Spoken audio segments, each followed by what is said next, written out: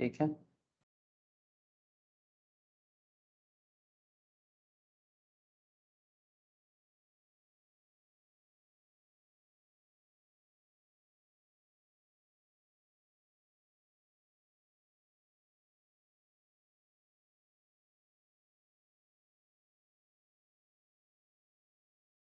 Start हुआ है sir?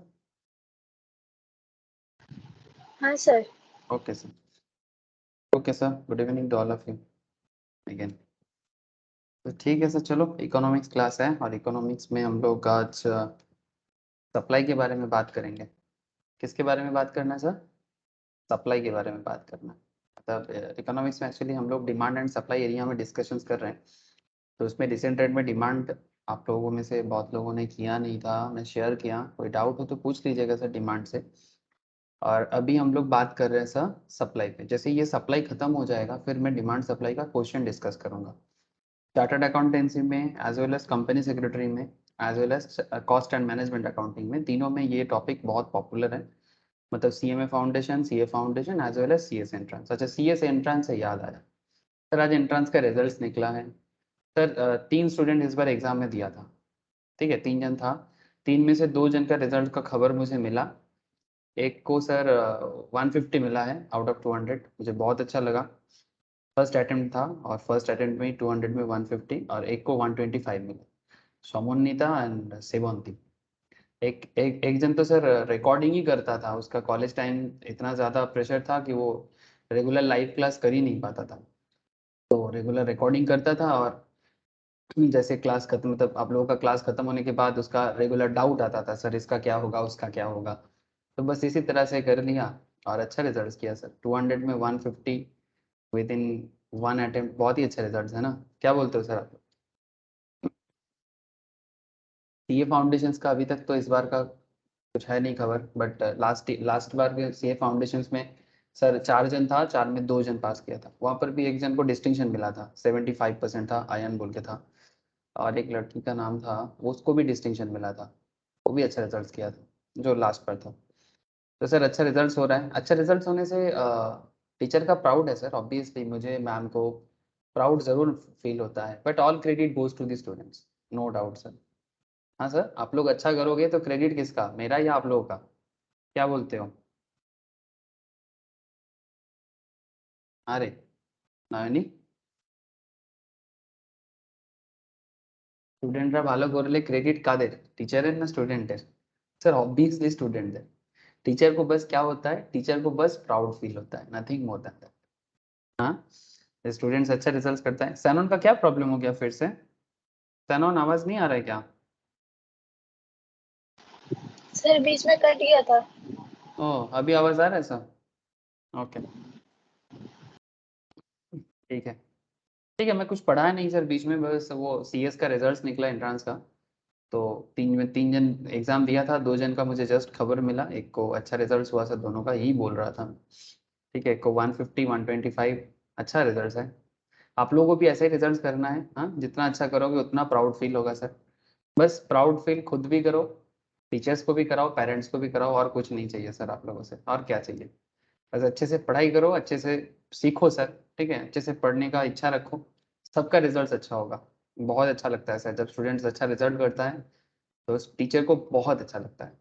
और सबसे बढ़िया चीज़ क्या होता है ना सर कि हम लोग तो प्राउड फील करते हैं, बट आप लोगों का करियर में मूव ऑन आता है तो ये देख के अच्छा लगता है कि हाँ भाई, स्टूडेंट्स लोग अच्छा कर रहा है, उनका करियर अच्छा बढ़ रहा है, तो ये एक गुड फीलिंग्स है सर। इससे बड़ा चीज़ कुछ नहीं है। एक टेस्टी फूड खा के लोगों को सेटिस्फेक्शन आता है, हम लोगों को सर फूड से मतलब नहीं होता। टीचर्स अच्छे, स्टूडेंट्स अच्छे रिजल्ट्स कर दे, बस और कुछ नहीं चाहिए। बहुत अच्छा लगता है। ठीक है सर। রাজন্যা, বিদিশা, বুঝতে পারলি কিছু? কিরে, ভালো রেজাল্ট হবে তো? হ্যাঁ স্যার। ভালো রেজাল্ট হবে তো? স্যার চেষ্টা করব। চেষ্টা নয়, করতেই হবে। চেষ্টা ফেষ্টা বলে কিছু হয় না। ঠিক আছে, যেরকম সেবন্তী করেছে আজকে, আহ আহ, সমন্বিতা করেছে, সবাইকে করতে হবে। তারপরে তোর আদৃতি করেছিল লাস্ট এই 1 মাস আগে রেজাল্টে, ভালো করেছিল। ঠিক আছে, ओके चलो आगे बढ़ते हैं sir. Good evening Mrs Banerjee, good evening Shraddha. Good evening sir. Good evening. Good evening okay sir. Good evening sir, good evening. मैं मिसेस बनर्जी नहीं, इट्स और पीता। ओके सॉरी, मैं मिसेस बनर्जी समझा। ठीक है, ठीक है सर, चलो अभी मैंने स्टार्ट नहीं किया, बट वो कुछ स्टूडेंट्स अच्छा रिजल्ट किया तो मुझे अच्छा लग रहा था, तो मैं सोचा कि बात करते हैं हम लोग। ठीक है, चलो सप्लाई के बारे में बात करते हैं। ठीक है, तो सर क्या सप्लाई होगा? सर कुछ नहीं, हम लोग सप्लाई को समझेंगे। जैसे लास्ट दिन हम लोग सप्लाई को अंडरस्टैंड किए थे कि सप्लाई क्या होता है इकोनॉमिक्स में। सर इन सिंपल सप्लाई क्या होता है? What is the law of supply? What is law of supply? बताओ सर, कोई तो बताओ, लॉ ऑफ सप्लाई क्या होता है? सनॉन, नैनी, tell me, law of supply क्या होता है सर? और पिता, anyone sir, what is law of supply?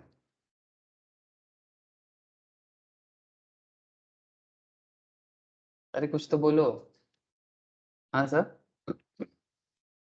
Rajanna, supply का नियम क्या है?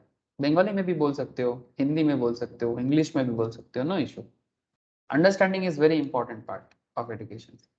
लैंग्वेज इंग्लिश हो तो अच्छा है, बिकॉज आप लोगों का जो वे ऑफ एजुकेशन है, मोड ऑफ एजुकेशन है, वो इंग्लिश है। सो अगर किसी का इंग्लिश वीक है, वो इंग्लिश को डेवलप करे, बट अंडरस्टैंडिंग प्रॉपर होना जरूरी है। ठीक है, चाहे आपका जो भी लैंग्वेज हो, आपका मदर टंग उड़िया हो सकता है, आपका मदर टंग बंगाली हो सकता है, आपका मदर टंग हिंदी हो सकता है, हाँ संताली हो सकता है, बट अंडरस्टैंडिंग क्लियर कट होना चाहिए। ठीक है, बस उस चीज़ पे ध्यान दो। और हाँ, अगर इंग्लिश वीक है किसी का, तो इंग्लिश को थोड़ा सा डेवलप करे। और क्या, जो चीज़ वीक है उसमें क्या करना चाहिए? उसमें थोड़ा सा डेवलपमेंट लाना चाहिए, और कुछ नहीं करना।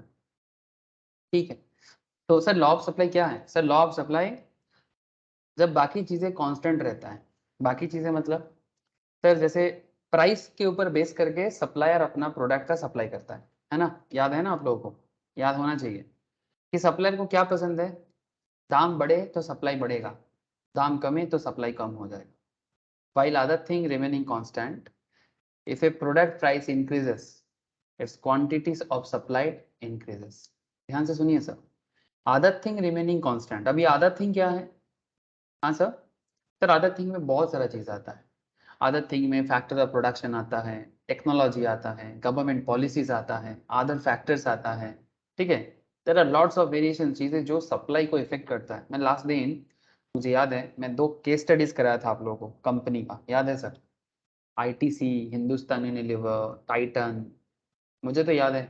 आप लोग तो नहीं भूले साहब, भूलना नहीं चाहिए साहब।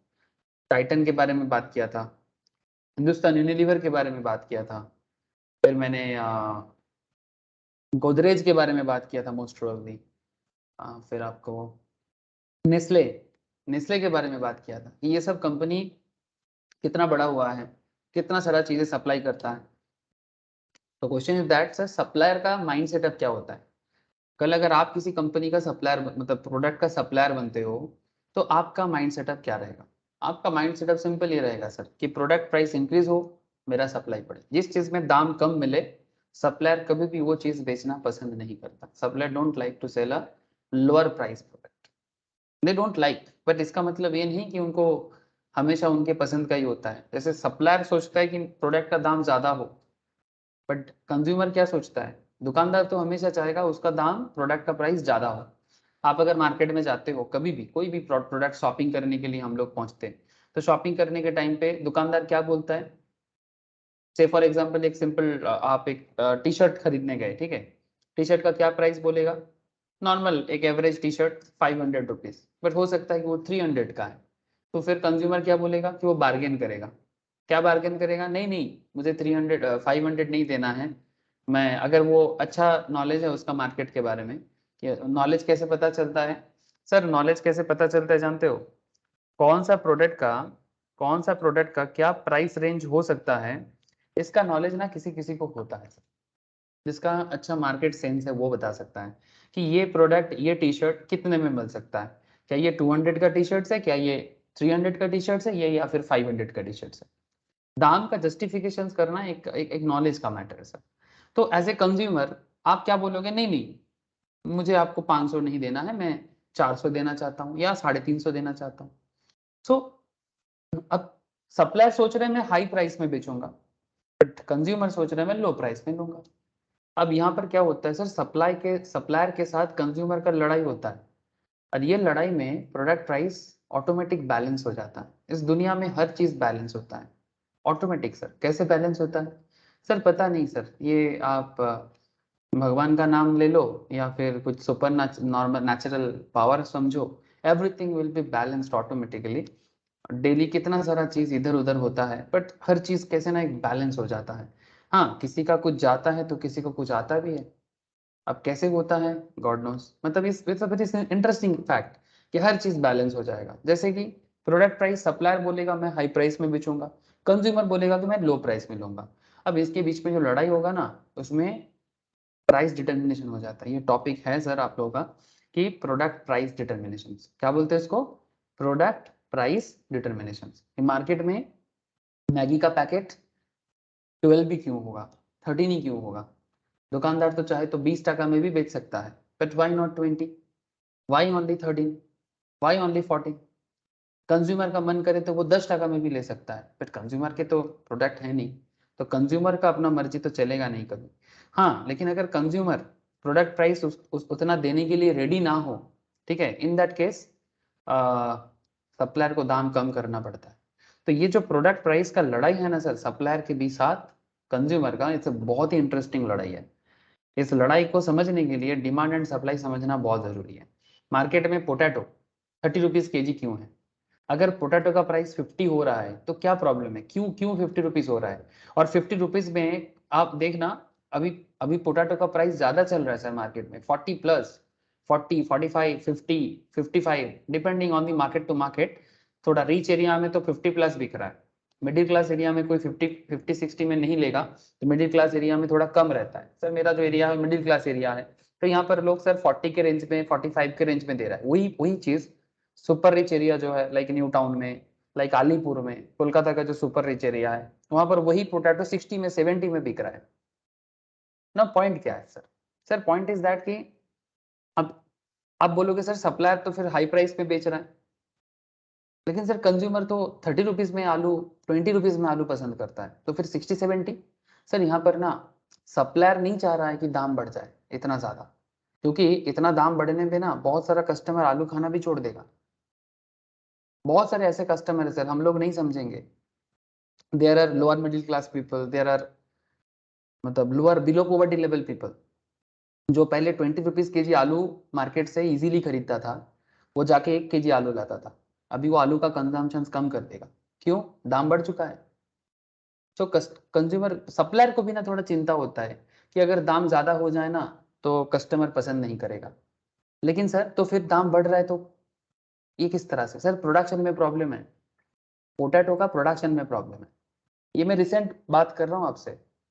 पोटैटो प्रोडक्शन में क्या प्रॉब्लम है कि एक्चुअली कुछ टाइम पे बारिश नहीं हुआ, ठीक है, मतलब there is not proper proper time, water नहीं मिला पेड़ को, या फिर जिस टाइम पे वाटर नहीं चाहिए था उस टाइम पे वाटर आ गया, मतलब रेन नहीं चाहिए था ऑन दैट टाइम, ज्यादा रेन हो गया, तो क्या होता है जानते हो सर? उसमें ना वो बेसिकली पेड़ पौधा में प्रॉब्लम आ जाता है, एग्रीकल्चरल मैटर है। या फिर किसी किसी जगह में पानी ही नहीं आया, मतलब इतना ज्यादा ड्रॉट हो गया। ये सब प्रॉब्लम होता रहता है, हमें आजकल समझ में नहीं आता है, बिकॉज आजकल हमारे पास इतना ज्यादा स्टोरेज रहता है, और कोल्ड स्टोरेज में भी पोटैटो का शॉर्टेज नजर आ रहा है सर। और ये जो डिमांड सप्लाई गैप क्रिएट हो रहा है ना, इस गैप के कारण आलू का दाम बढ़ रहा है। अब आलू जैसा चीज जो डे टू डे लाइफ में इतना जरूरी होता है हर घर में, पोटैटो सबके घर में होता है रे बाबा। श्रद्धा, राजन्ना, नयनी, विदिशा, बोलो सर, सनोन और पिता, जस्ट टेल मी, पोटैटो आप लोगों के घर पे खाना बनता है कि नहीं डेली नॉर्मली? किसी के घर में ऐसा है कि है पोटैटो, सर। हाँ पोटैटो नहीं होता, है किसी का सर। घर है? पोटैटो सबके घर में होता है ना। अरे बाबा आलू ठीक है, आलू पसंद करने वाला सब कोई है। सर घर में डायबिटिक पेशेंट भी है ना, उसको और ज्यादा पसंद होता है आलू, जानते हो? डॉक्टर मना करता है आलू कम खाया कीजिए, बट उसको वही पसंद है, मुझे आलू चाहिए यस ना? अगर घर में कोई डायबिटिक है, मतलब जिसको हम लोग शुगर बोलते हैं, हाँ, तो शुगर पेशेंट देखना, उनको जो मना करेगा वही खाएगा, आलू चाहिए। मतलब मीठा खाना मना होता है, वो मिठाई चाहिए उनको, ठीक है। इवन अगर कोई कोई तो ऐसा भी है, किसी किसी के घर में मैं देखता हूँ, सुनता हूँ, मेरे घर में भी है, ठीक है, वो खुद बाजार जाके चोरी चोरी खाता है मिठाई। तो इट्स लाइक दैट। तो जो भी हो, तो कहने का मतलब क्या था, ये एक simple day to day phenomena था। ये जो मैं आपको एक सिस्टम बता रहा था, ये था डे टू डे सिचुएशंस। तो ये सप्लाई है, ठीक है। तो चलो अभी आपको लॉ ऑफ सप्लाई समझाते हैं, और लॉ ऑफ सप्लाई में जो एडवांस पार्ट है उसमें बात करते हैं। सर कहानी सप्लाई की, तो ये रहा सप्लाई का कहानी का समरी। क्या है समरी? जस्ट नजर करो सर, ऑब्जर्व करो थोड़ा सा।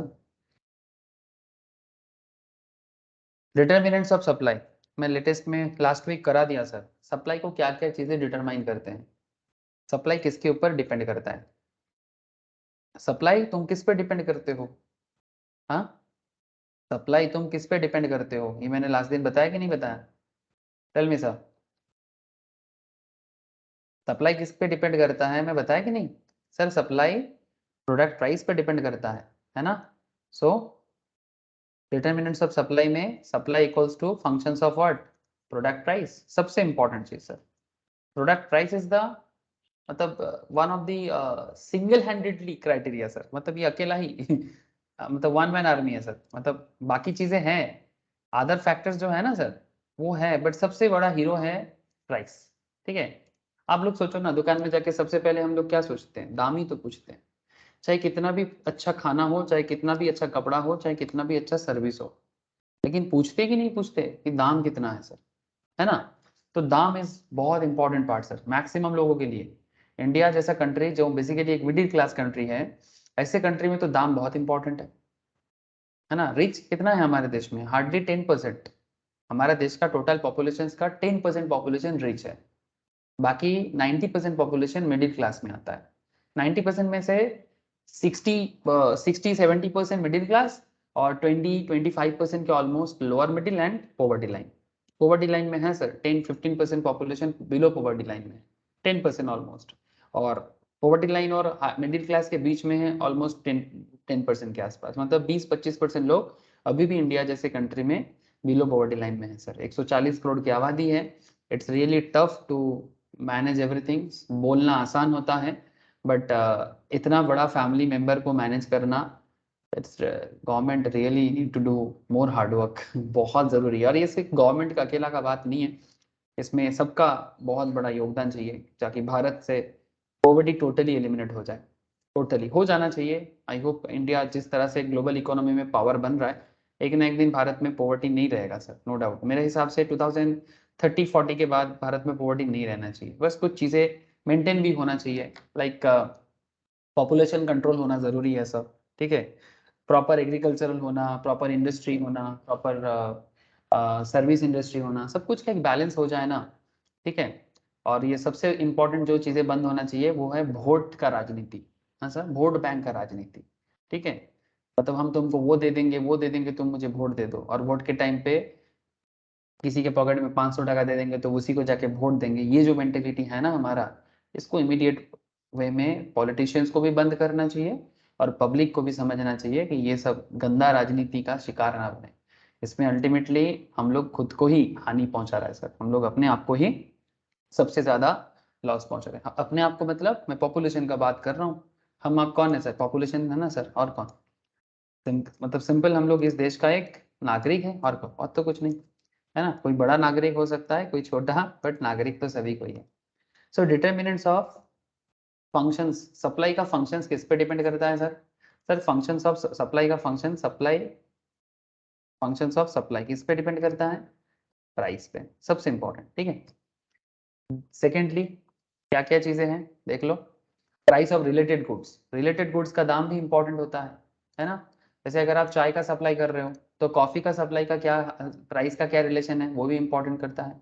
सर जिस चीज को प्रोड्यूस कर रहे हैं, factor of production, prices of factors of production, मतलब किसी भी चीज को बनाने में कितना प्रोडक्शन कॉस्ट आ रहा है सर। तो production cost is very important. अगर प्रोडक्शन कॉस्ट हाई होगा तो मार्केट में ना दाम नहीं मिलता सर। मतलब अगर जरूरत से ज्यादा कॉस्टिंग पड़ जाता है तो मार्केट में सेल करना मुश्किल हो सकता है। हाँ, बहुत कम प्रोडक्शन कॉस्ट अच्छा नहीं है, मतलब सिंपल बात है सर। जितना सस्ते में अच्छा चीज बनाओ उतना अच्छा। सस्ते में अच्छा हो सकता है क्या सर? हो सकता है या नहीं हो सकता, that's a different part, but करने का कोशिश जरूर होना चाहिए कि जितना सस्ता में प्रोडक्शन हो जाए। जैसे अगर मैं आपको मोबाइल के बारे में बात करूँ, आप लोगों को अच्छा लगेगा।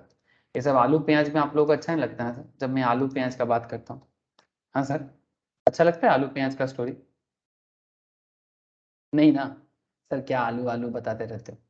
चलो मैं आपको मोबाइल का स्टोरी तो बता ही सकता हूँ। Sir mobile production in India, sir क्या भारत मोबाइल प्रोडक्शन में अच्छा करता है क्या? Sir top mobile manufacturing countries in the world, क्या इसमें इंडिया है? क्या इसमें इंडिया है sir? China, China leading brands बनाते हैं सर। हाँ, वन प्लस। सर आप लोगों को दिखाई दे रहा है? जल्दी बोलो सर, थोड़ा रिस्पॉन्स कीजिएगा। है sir. Okay sir. OnePlus, Oppo, Vivo, Coolpad, Honor, Huawei, LeEco, Realme, Xiaomi, ZTE, इसका नाम ही नहीं सुना मैं, जुक मोबाइल। ठीक है, सब चाइनीज ब्रांड है सर। ये सब ज्यादातर सब चाइनीज ब्रांड है। ठीक है, तो चाइना दुनिया में लार्जेस्ट मैन्युफैक्चरर है। जापान में भी कुछ फोन बनता है, ये देखो सर। चाइना का 14 ब्रांड आ गया सर। जापान का, जापान में कितना ब्रांड बनता है सर?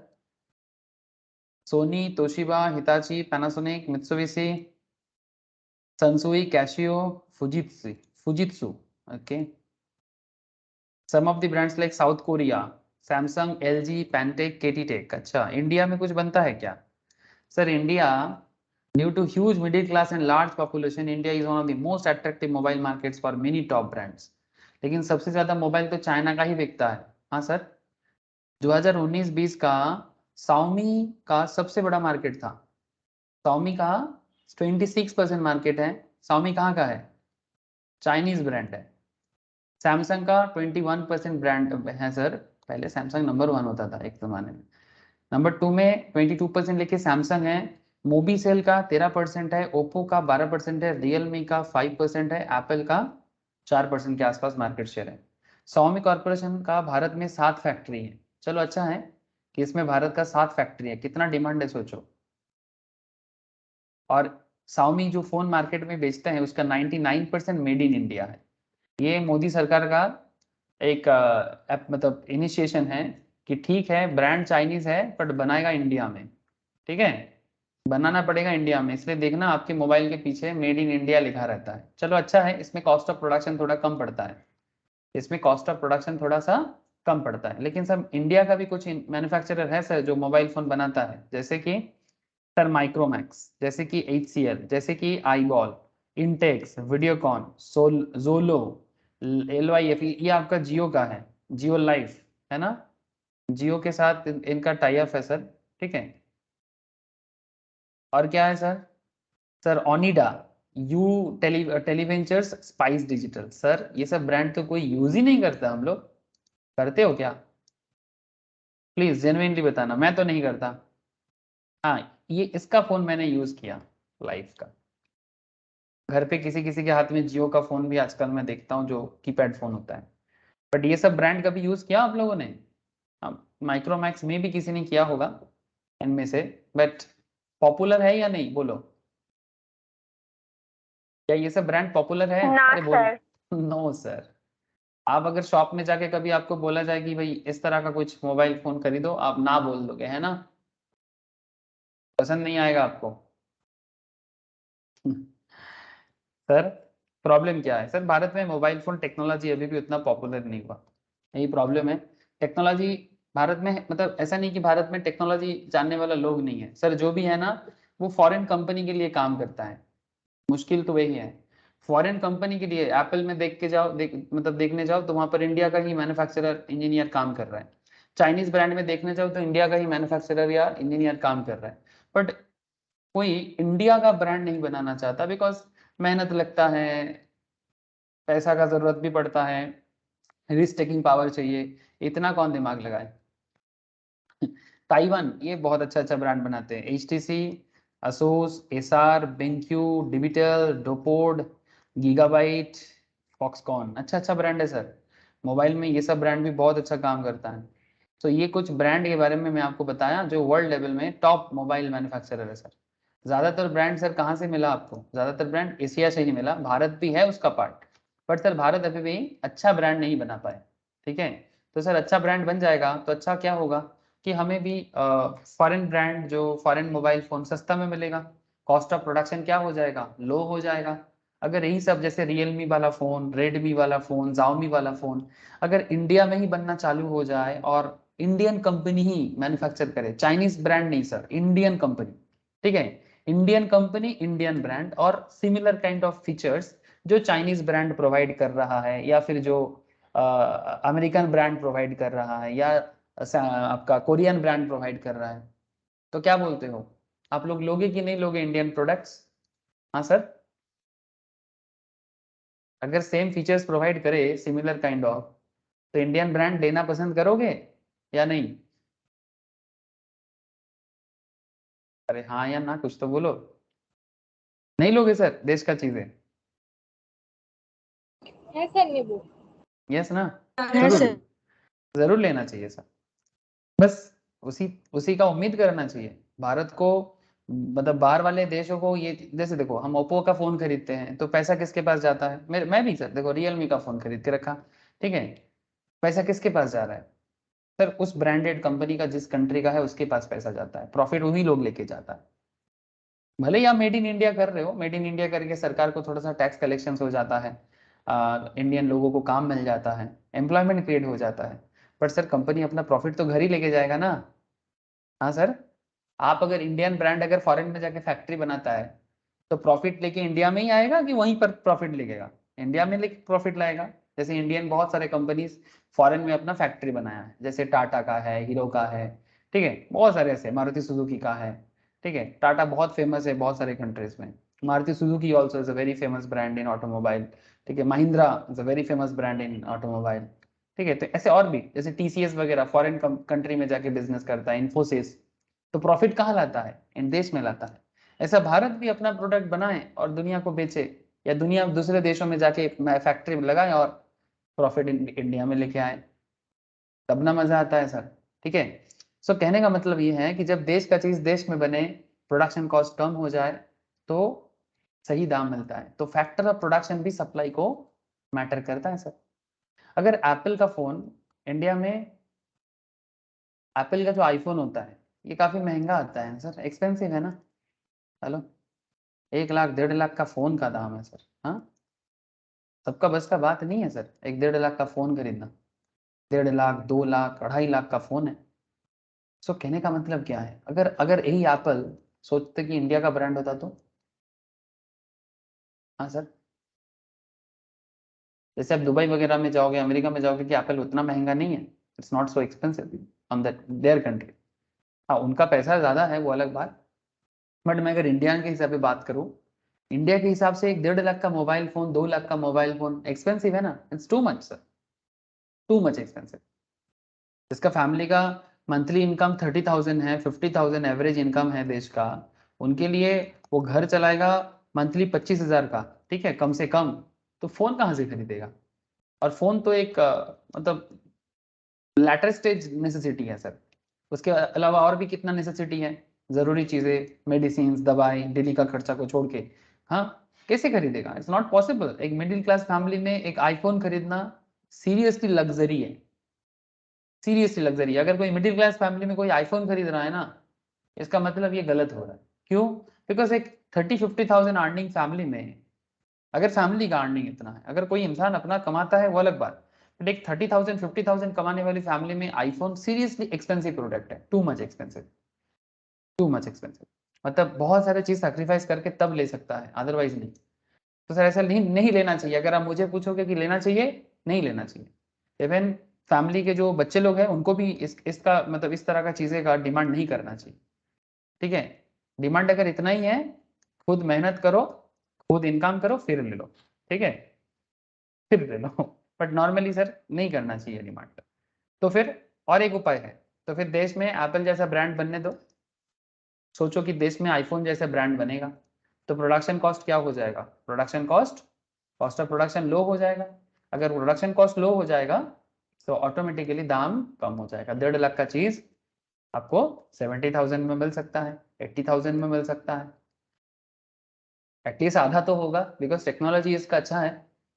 तो ऐसा हाईफाई टेक्नोलॉजी लेने के लिए आपको थोड़ा सा दाम तो देना पड़ेगा, बट एटलीस्ट 1.5 लाख तो ना देना पड़े, 1,70,000 तो ना देना पड़े। आधा दाम 50% रेट में कम से कम हम ले सकते हैं। तो क्या हो जाएगा सर, प्रोडक्शन कॉस्ट अगर थोड़ा लो होगा तो सप्लाई इंक्रीज करेगा कि नहीं?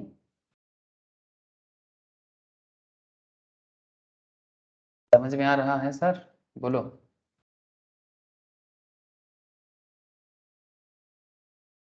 तो ये सब क्या हो गया? है sir. Thank you sir. Price of factors of production, तो प्राइस इंपॉर्टेंट है, रिलेटेड गुड्स का प्राइस इंपॉर्टेंट है, फैक्टर ऑफ प्रोडक्शन इंपॉर्टेंट है, स्टेट ऑफ टेक्नोलॉजी। हमारे कंट्री में टेक्नोलॉजी अगर अच्छा होता तो अभी तक आईफोन जैसे कंपनी बन जाता है ना। लेकिन हमारे कंट्री में टेक्नोलॉजी अभी उतना हाईफाई बना है क्या? हाँ सर, क्या इंडिया का टेक्नोलॉजी उतना डेवलप हुआ है क्या? नहीं सर, उस लेवल में एटलीस्ट मोबाइल के सेगमेंट में चाइना जैसा हम लोग डेवलप नहीं कर पाए। अगर होता तो आज हमारे हाथ में चाइना का फोन नहीं, इंडिया का ही फोन होता। इसीलिए हम लोग OnePlus, Oppo, Vivo, Coolpad, Honor, Huawei, LeEco, Realme, Xiaomi, है ना, ये सब फोन यूज करते हैं। जापानीज मोबाइल यूज करते हैं, कोरियन मोबाइल बहुत चलता है इंडिया में, सैमसंग, एलजी, है ना। लेकिन कितना लोगों के हाथ में आप माइक्रोमैक्स देखते हैं, ईसीएल देखते हैं, आईबॉल देखते हैं, इंटेक्स देखते हैं, वीडियोकॉन देखते हैं, हाँ, लाइफ का फोन देखते हैं, जियो का फोन देखते हैं, कितने लोगों के हाथ में? कंपेरेटिवली बहुत लो है सर। ठीक है, तो प्रॉब्लम क्या है? टेक्नोलॉजी टेक्नोलॉजी में क्या प्रॉब्लम है सर? टेक्नोलॉजी में अपग्रेडेशन चाहिए। अगर टेक्नोलॉजी में अपग्रेडेशन आ जाए, एटलीस्ट चाइना जैसा टेक्नोलॉजी भी अपग्रेड हो जाए ना इंडिया में, तो अच्छा होगा। सर कैसे बनेगा टेक्नोलॉजी में अपग्रेडेशन? सर सबसे पहले तो ये डिग्री वाला एजुकेशन को बंद करना पड़ेगा, और ये जो मार्क्स ओरिएंटेड एजुकेशन है इसको बंद करना पड़ेगा। It's a very simple thing. हमारे देश में बच्चा लोग स्कूल पढ़ने जाते हैं, कॉलेज में पढ़ने जाता है मार्क्स के लिए, कितना डिवीजन में पास करेगा, 90% मिला कि नहीं, 80% मिला कि नहीं। अरे भाई कुछ सीखा कि नहीं, कभी पूछा क्या? हाँ, what you have learn in your school syllabus, मतलब कुछ ऐसा चीज जो रियल लाइफ प्रॉब्लम सॉल्व कर दे। केजी केजी किंडरगार्टन से लेके KG 1 से लेके एक बच्चा, एक सिंपल सा बात करते हैं सर, KG 1 टू क्लास 12 कितना टाइम होता है सर? क्लास 12 नहीं, क्लास 15, मतलब मेरा कहने का मतलब है ग्रेजुएशन फाइनल ईयर। ध्यान से मेरा बात को सुनना सर,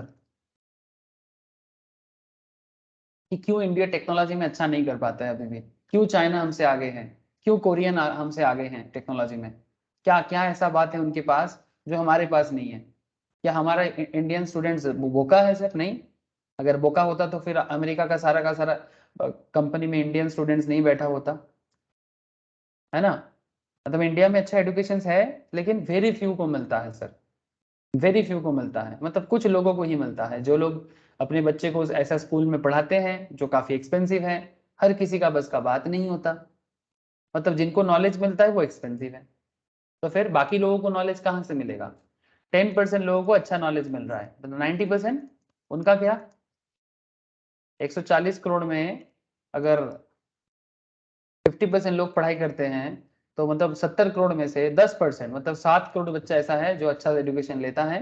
उन्हीं में से कुछ लोग बाहर जाके फॉरेन कंपनी को सर्व कर रहा है। लेकिन सर बाकी 60 करोड़ का क्या? 60 करोड़ चिल्ड्रन का क्या होगा? जो KG 1 से लेके ग्रेजुएशन फाइनल ईयर कितना समय होता है सर? कितना समय होता है बोलो? सर मेरे हिसाब से 17 ईयर्स। एम आई राइट सर? KG 1 में KG 1 KG 2 होता है किंडरगार्टन में। हाँ सर, मैं उसके प्री स्कूल को मैं छोड़ देता हूँ, प्री स्कूल खेलने का जगह है उसको छोड़ देता हूँ, leap pre school. KG 1 KG 2 and standard 1 to class 15, मतलब ग्रेजुएशन फाइनल ईयर कितना समय होता है? 17 ईयर्स। कभी आप लोगों ने सोचा कि 17 साल एक बच्चा स्कूल में, कॉलेज में पढ़ता है? क्या 17 ईयर्स कम टाइम होता है सर किसी स्पेशल स्किल को सीखने के लिए? कुछ भी special skill, at least mobile manufacturing करना कम से कम, हाँ, एक अच्छा मोबाइल टेक्नोलॉजी बिल्ड करना, एक अच्छा लैपटॉप टेक्नोलॉजी बिल्ड करना, एक अच्छा कोई भी चीज, इवन हैंडीक्राफ्ट प्रोडक्ट्स, इवन अच्छा राइटिंग स्किल, कुछ भी, एनीथिंग। ये 17 ईयर्स कम टाइम होता है? बहुत टाइम होता है।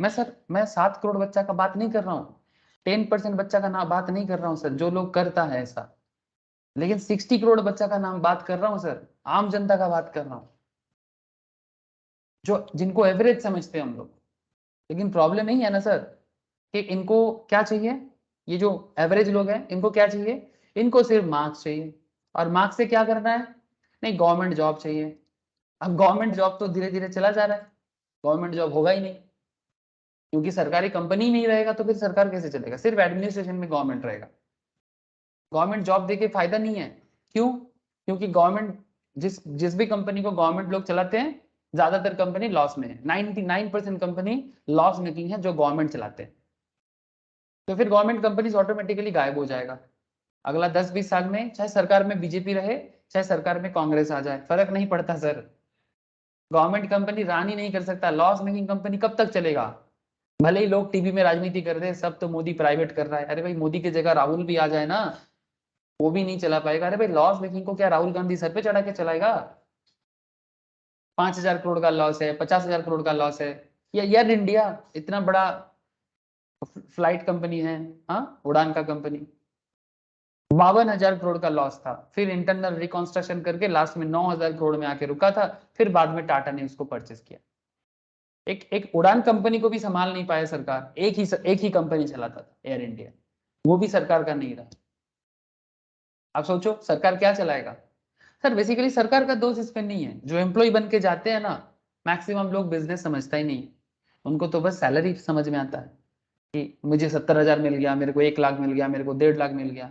अरे भाई सैलरी से मतलब सबको होता है, बट काम भी तो करना है, कंपनी को भी तो आगे लेके जाना है, कंपनी का बिजनेस को भी तो बढ़ाना है, इसके बारे में कोई सोचता ही नहीं है। तो वही ट्रेंड बन चुका है सर, जो 1970 में 80 में चलता था, वही ट्रेंड बन चुका है। सबको मार्क्स चाहिए, लो 80%, इसलिए भर भर के मिल रहा है आजकल। 80% 90% का मार्केट है। अब लेते रहो सर, 80% 90% में लाइन देते रहो। क्यों? लोगों को मार्क्स चाहिए। स्किल का क्या होगा? What about skill? टेक्नोलॉजी क्यों नहीं है हमारे देश में? क्वेश्चन है। टेक्नोलॉजी नहीं है तो सप्लाई भी अच्छा नहीं होगा। रियल लाइफ प्रॉब्लम है सर। इकोनॉमिक्स कोई एलियन चीज नहीं है, इट्स नॉट अ किसी दूसरे प्लैनेट से आया हुआ सब्जेक्ट नहीं है sir. It's a very simple thing in our day to day life, you have to understand it properly. कि टेक्नोलॉजी अगर लैग रहेगा, सप्लाई कम होगा, चाइना हमसे आगे रहेगा, ज्यादा पैसा कमाएगा, ज्यादा पैसा कमा के फॉरेन कंट्रीज को अपने पास ले लेगा और भारत के पीछे उंगली करेगा, जैसे लद्दाख में कर रहा है, जैसे चाइना अरुणाचल प्रदेश में कर रहा है। तो चाइना आगे जाए, इससे हमें प्रॉब्लम नहीं है, वो अपना है, वो आगे जाएगा। बट इंडिया क्यों आगे नहीं जा पा रहा है? बिकॉज हमारा डब्बा सोच। और डब्बा सोच क्या है कि हम लोग स्किल को छोड़ के सिर्फ मार्क्स के पीछे भागे, हमें बस मार्क्स दे दो और डिग्री लेके घर में बैठ जाओ। फिर सरकार को कोसो कि मोदी जॉब नहीं दे रहा है, दीदी जॉब नहीं दे रहा है। अरे भाई ठीक है, कोसते रहो और क्या। अरे भाई स्किल होगा तो आप भी कुछ बना लेते। अब दोष किसका है? सरकार का ही है और पब्लिक का भी है। देखो ना, माइक्रोमैक्स का फोन कोई खरीदना नहीं चाहता, इट्स कंपेरेटिवली।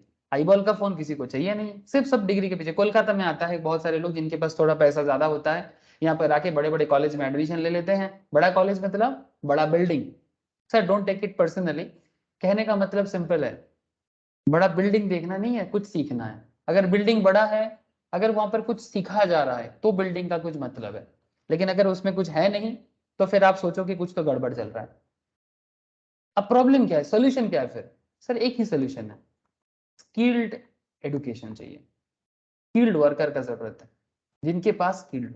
तो हम भी चाइना जैसा ब्रांड बना सकते हैं, हम भी कोरिया जैसा ब्रांड बना सकते हैं। हमारा फोन भी इंडिया में चलेगा और हमारा फोन बाहर भी जाएगा। सर कैसे होगा? सर इसके लिए क्या सिर्फ मोदी और दीदी काम करेगा? अरे सबको सोचना सोचना चाहिए ना, तब जाके ये बदल हो सकता है। सर मैं कुछ ज्यादा ही बोल दिया टेक्नोलॉजी में, लेकिन क्या आपको बात समझ में आया सर? क्या मैंने कुछ गलत बोला? आप ही बताओ। हाँ सर बोलो। ये जो पॉइंट ऑफ व्यू मेरे को लगा, क्या मैं कुछ गलत पॉइंट ऑफ व्यू में बात किया? हाँ सर, टेल मी, आप लोगों को क्या लगता है, पॉइंट ऑफ व्यू गलत है क्या? अरे कुछ तो बोलो, हाँ ना, कुछ तो बोलो sir. No sir, thank you sir. तो बस सोचो, ऐसा गलती ना करे, ताकि हम लोग सिर्फ सारा जीवन अफसोस करते रह जाए कि हमारे देश में चाइना जैसा कंपनी क्यों नहीं है, हमारे देश में कोरिया जैसा कंपनी क्यों नहीं है, हमारे देश में अमेरिका जैसा कंपनी क्यों नहीं है। हाँ, क्यों नहीं है, इसका जवाब हमारे पास ही है सर। क्यों का जवाब ना तो मोदी जी दे सकता है, ना तो दीदी दे सकता है, ना ही तो किसी भी दूसरे स्टेट का चीफ मिनिस्टर दे सकता है सर। ठीक है, हमारा जवाब हमारे पास ही है कि क्यों भारत का मोबाइल नहीं बिकता, क्यों भारत का ब्रांड नहीं बनता, क्यों नहीं। और जितना बना है तो क्यों बना है, ऐसा नहीं कि भारत ब्रांड नहीं बनाया, भारत भी बहुत सारा ब्रांड बनाया, बट वर्ल्ड में लीडर बनना है इंडिया को sir. Bharat, prime minister Bharat को लीडर नहीं बनाता, भारत का जनता भारत को लीडर बनाता है। जैसे मैं अभी कुछ देर पहले आपको क्या बोल रहा था, जैसे कुछ स्टूडेंट्स जब अच्छा रिजल्ट करता है, जैसे आज कुछ स्टूडेंट्स ने अच्छा रिजल्ट किया, मुझे प्राउड फील हो रहा है, तो क्या उनका अच्छा रिजल्ट में मेरा क्रेडिट है? जैसे भारत अच्छा करता है तो क्या प्राइम मिनिस्टर का क्रेडिट है? नहीं सर, क्रेडिट सबका है। प्राइम मिनिस्टर, अगर भारत का यंग जनरेशन, भारत का यूथ अच्छा करता है तो इसका रिप्रेजेंटेशन एक प्राइम मिनिस्टर बन जाता है, गुड थिंग ना।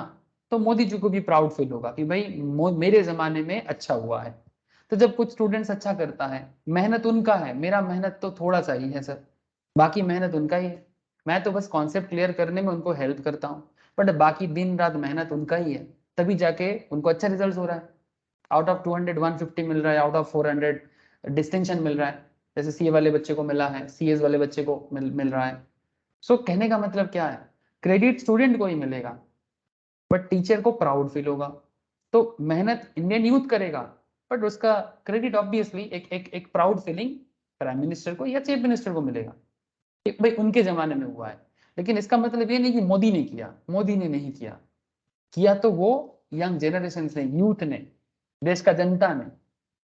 चाइना जो भी कर रहा है, इसमें चाइना का यूथ का योगदान है सर, चाइनीज यूथ का योगदान है, तभी जाके आज चाइना में इतना बड़ा बड़ा ब्रांड बना है।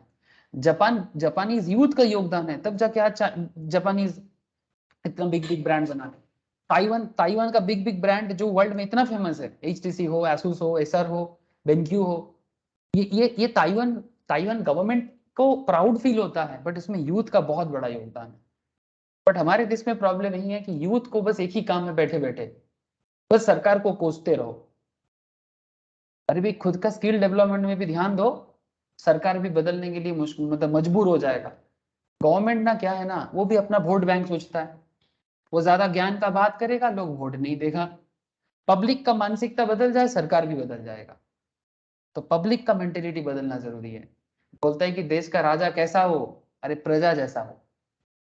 डेमोक्रेसी है सर, डेमोक्रेसी में प्रजा ही राजा को बनाता है। This is the concept of democracy. जो लोग सीएस का पढ़ाई करते हैं उनको कॉन्स्टिट्यूशन में पढ़ाऊंगा, ठीक है। जो लोग सीए का पढ़ाई करते हैं उनको फाइनल लेवल में हल्का हल्का मौका मिलता है लॉ में, ठीक है। कहने का मतलब है देश का राजा कैसा हो, अरे भाई प्रजा जैसा हो, प्रजा जैसा सोचेगा। प्रजा मतलब पीपल, पब्लिक, मतलब पब्लिक जो है, population.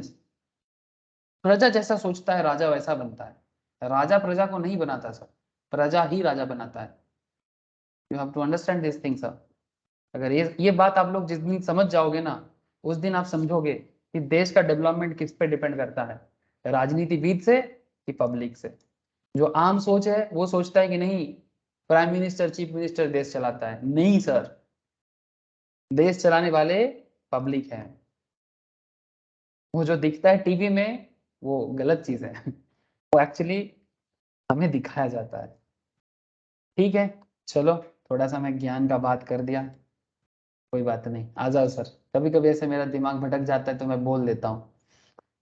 Sir, price of factor of production, price of factor of production, state of technology. Technology जिस कंट्री में अच्छा रहेगा सर, उस कंट्री का सप्लाई अच्छा बनेगा। ठीक है, सप्लायर को पसंद है टेक्नोलॉजी हाई हाई होना, सप्लायर को पसंद है। टेक्नोलॉजी लो हो जाना सप्लायर को पसंद नहीं आता, बट सप्लाई भी क्या करे, गवर्नमेंट का पॉलिसी कैसा है, नेचर ऑफ कंपटीशन कैसा है, एक्सपेक्टेशंस कैसा है, ये सभी चीज डिपेंड करता है। नंबर ऑफ सेलर्स कितना है, these all are determinants of supply, जो मैंने लास्ट वीक बताया था। सर लॉ ऑफ सप्लाई आप लोगों में पूछा था, सर लॉ ऑफ सप्लाई क्या है। सर लॉ ऑफ सप्लाई का डेफिनेशन इस पॉइंट में बोला है, other things remaining constant the quantity of a good produced and offered for sale will increase as the price of good rises. Sir जैसे जैसे product का प्राइस राइज करता है, जैसे जैसे प्रोडक्ट का प्राइस राइज करता है, वैसे वैसे प्रोडक्ट का सप्लाई राइज करता है, बिकॉज सप्लायर ऑलवेज वांट कि थोड़ा ज्यादा दाम में बेचे, एंड डिक्रीज जब दाम कम होता है, प्राइस फॉल कर सॉरी एंड प्रोडक्ट का सप्लाई डिक्रीज कर जाता है जब प्राइस फॉल करता है। प्राइस फॉल करने से सप्लायर को प्रोडक्ट सेल करना उतना पसंद नहीं आता। ठीक है, ये सप्लाई का लॉ है सर। ठीक है, ये सप्लाई का लॉ है। लॉ ऑफ सप्लाई क्या हो गया फिर, अदर थिंग बीइंग कांस्टेंट या other thing remaining constant, if A product price increases it's quantity supplied increases, and vice versa if A product price decreases it's quantity supplied decreases. मतलब relationship कैसा है, relation कैसा है product price के साथ supply का, hello, product price के साथ सप्लाई का रिलेशन कैसा है सर, पॉजिटिव रिलेशन है कि इनवर्स रिलेशन है, प्लीज टेल मी। इनके बीच में जो रिलेशन है प्रोडक्ट का प्राइस एंड उसका सप्लाई, रिलेशन पॉजिटिव है कि इनवर्स है, इनवर्स मतलब नेगेटिव भी बोल सकते हैं आप लोग, बात नहीं समझे मैं सर। मानो कि मैगी, इनवर्स है, हाँ इनवर्स इनवर्स है। नहीं सर, पॉजिटिव है तो कैसे इनवर्स हुआ। सप्लायर को क्या पसंद है, दाम, मानो एक सिंपल पोटैटो ले लेते हैं फिर से सर पोटैटो आपको पसंद है क्या। सर पोटैटो का प्राइस 10 रुपीज चल रहा था, प्राइस बढ़ के 12 रुपीज हुआ, सप्लायर क्या पसंद करेगा, ज्यादा सप्लाई करना पसंद करेगा ना, बिकॉज इतना दिन 1 kg आलू बेच के उनको 10 रुपीज मिलता था, घर कितना लेके जाता था 10 रुपीज, आज 1 kg आलू बेच के वो 12 टका लेके जाएगा, तो सप्लायर क्या पसंद करेगा सर, 12 टका की 10 टका।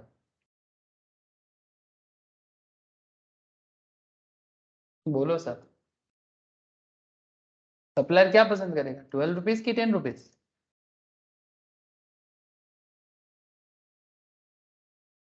अरे बोलो, सर 12 रुपीज। Obviously 12 rupees. तो दाम बढ़ा तो सप्लाई बढ़ा, तो प्रोडक्ट प्राइस के साथ सप्लाई का रिलेशनशिप पॉजिटिव हुआ ना, प्राइस बढ़ा, price increase, supply increase, price decrease, supply decrease. Demand में उल्टा होता है सर, डिमांड में इनवर्स होता है, सप्लाई में रिलेशन पॉजिटिव होता है। मैं आपको लास्ट दिन सर थोड़ा सा घर में रिवाइज क्या करो क्लास, भूल जा रहे हो आप लोग। ये देखो सर, यहाँ पर मैं आपको डिमांड सॉरी सप्लाई का शेड्यूल भी बताया था कि कैसे सप्लाई शेड्यूल काम करता है। हाँ सर, जब प्राइस 1 रुपी है तो क्वांटिटी सप्लाइड 5 kg है, दाम थोड़ा और बढ़ गया, क्वांटिटी सप्लाइड 35 kg हो गया, दाम थोड़ा और इंक्रीज हुआ, 2 से 3 हुआ, 35 to 45 हो गया, 3 से 4 हुआ, 45 to 55 हो गया, 4 से 5 हुआ, 65 हो गया। मतलब supplier always like this kind of thing, दाम बढ़े और उसका सप्लाई भी बढ़े। बट क्या हमेशा सप्लायर का बात माना जाता है सर, सर वो तो डिमांड के साथ टक्कर होगा तब पता चलेगा सर। इसके इसी की बेसिस में मैंने लास्ट दिन आपको सप्लाई का कार्व ड्रॉ करना भी सिखाया था, आई होप आप लोगों को याद है। ठीक है, भूलना नहीं चाहिए सब। सर आज एक इंटरेस्टिंग चीज बताते हैं, मूवमेंट्स ऑन सप्लाई का इंक्रीज और decrease in the quantity supplied, movements on supply का इंक्रीज और decrease in the quantity supply. Sir supply कब में मूवमेंट कब आता है, it's a very interesting concept sir. Supply कब में मूवमेंट कब आता है sir, when the supply of a good increases as a result of an increase in its price we say that there is an increase in quantity supplied when supply of a good increase as a result of increase in its price। किसी product का price बढ़ने के कारण जब उस supply में increase होता है तो उस प्रोडक्ट का सप्लाई बढ़ता है, so there is an upward movement of the supply curve। a rise in market price causes an expansion of supply। Market में प्रोडक्ट का प्राइस थोड़ा सा बढ़ता है तो सप्लाई बढ़ जाता है, there is an upward movement on the supply curve and producers offer more for sale. Producers को ऐसा प्रोडक्ट सेल करना ज्यादा पसंद है. When market price falls, there is a contraction of supply. अगर दाम जरूरत से ज्यादा कम हो जाते हैं, producers don't like to sell those products जिसको सेल करके पैसा नहीं मिलता ज्यादा. Which have less incentives. जो प्रोडक्ट सेल करके आपका मार्जिन कम रहेगा, ऐसा प्रोडक्ट सेल करना सेलर को उतना पसंद नहीं है. एग्जाम्पल के तौर पे आप लोग कभी अगर दुकानदार के पास जाते हो, आप लोग देखिएगा, एक सिंपल कॉन्सेप्ट आपको मैं बताता हूँ. अगर मैं आपको मोबाइल शॉप, ठीक है, आप देखना मोबाइल शॉप में आप जाते हो, एक एग्जाम्पल आप लोगों के एग्जाम्पल के हिसाब से बता रहा हूँ मैं, तो आपको पसंद आएगा. ठीक है, मोबाइल शॉप वाले, ये देखो सर, ये मोबाइल शॉप का जो ओनर है, ये कुछ सेल कर रहा है. ठीक है, मानो इनको ले लेते हैं. अब इनके पास जाओ, एग्जाम्पल है sir, just try to understand कि कॉन्सेप्ट क्या है. आप शॉप ओनर के पास जाओगे, या आप उनको जाके बोलोगे कि मेरा इतना बजट है, मेरे को एक इस बजट के अंदर एक मोबाइल दिखाइए. हाँ सर, आप एक बजट बताते हो और उस बजट के हिसाब से एक मोबाइल दिखाइए. आपको उतना फोन के बारे में नॉलेज नहीं है. सर इनके पास एक रियलमी का फोन है, एक साउमी का फोन है, एक सोनी का फोन है, एक HTC का फोन है, और एक कोई लोकल ब्रांड है सर. ठीक है, लोकल ब्रांड एनीथिंग, से for example Micromax, lava, anything like that. Sir सभी फोन, जो फोन आपको चाहिए, सभी फोन का फीचर्स सेम है. ठीक है, सेम फीचर्स में कोई चेंज नहीं है, जितना सारा फोन यहाँ पर इनके शॉप में है. सर आपको फोन का नॉलेज नहीं है, आप बेसिकली शॉप ओनर को ही जाके बोलते हो कि मुझे एक अच्छा फोन दो. ठीक है, सर आपको क्या लगता है शॉप ओनर आपको कौन सा ब्रांड का फोन देगा? क्या उसका क्राइटेरिया क्या है? कौन सा ब्रांड का फोन देना पसंद करेगा वो?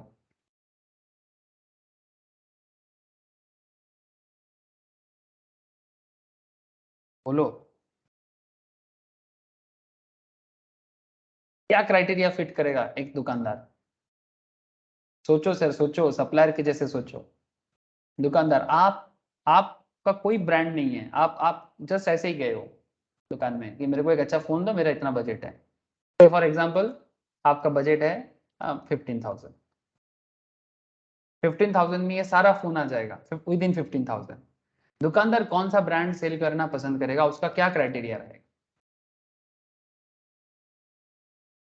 अरे कुछ तो बताओ, क्या क्राइटेरिया रहेगा दुकानदार का? थोड़ा कॉमन सेंस लगाओ सर. अगर आप दुकानदार होते तो क्या करते? कौन सा যেটাতে फोन? লাভ বেশি থাকতো সেটা বিক্রি করতাম. Thank you sir. ठीक है, जिसमें प्रॉफिट हाई है, आप वो बेचते हैं. Thank you. ठीक है, जिसमें प्रॉफिट आपको ज्यादा मिलता उसमें. ऐसा नहीं कि रियलमी, ऐसा नहीं कि Xiaomi, ऐसा नहीं कि सोनी, ऐसा नहीं कि HTC. और एक चीज याद रखना, जिसका ब्रांड जितना पॉपुलर है, ठीक है, नॉर्मली उसमें सबसे कम प्रॉफिट होता है.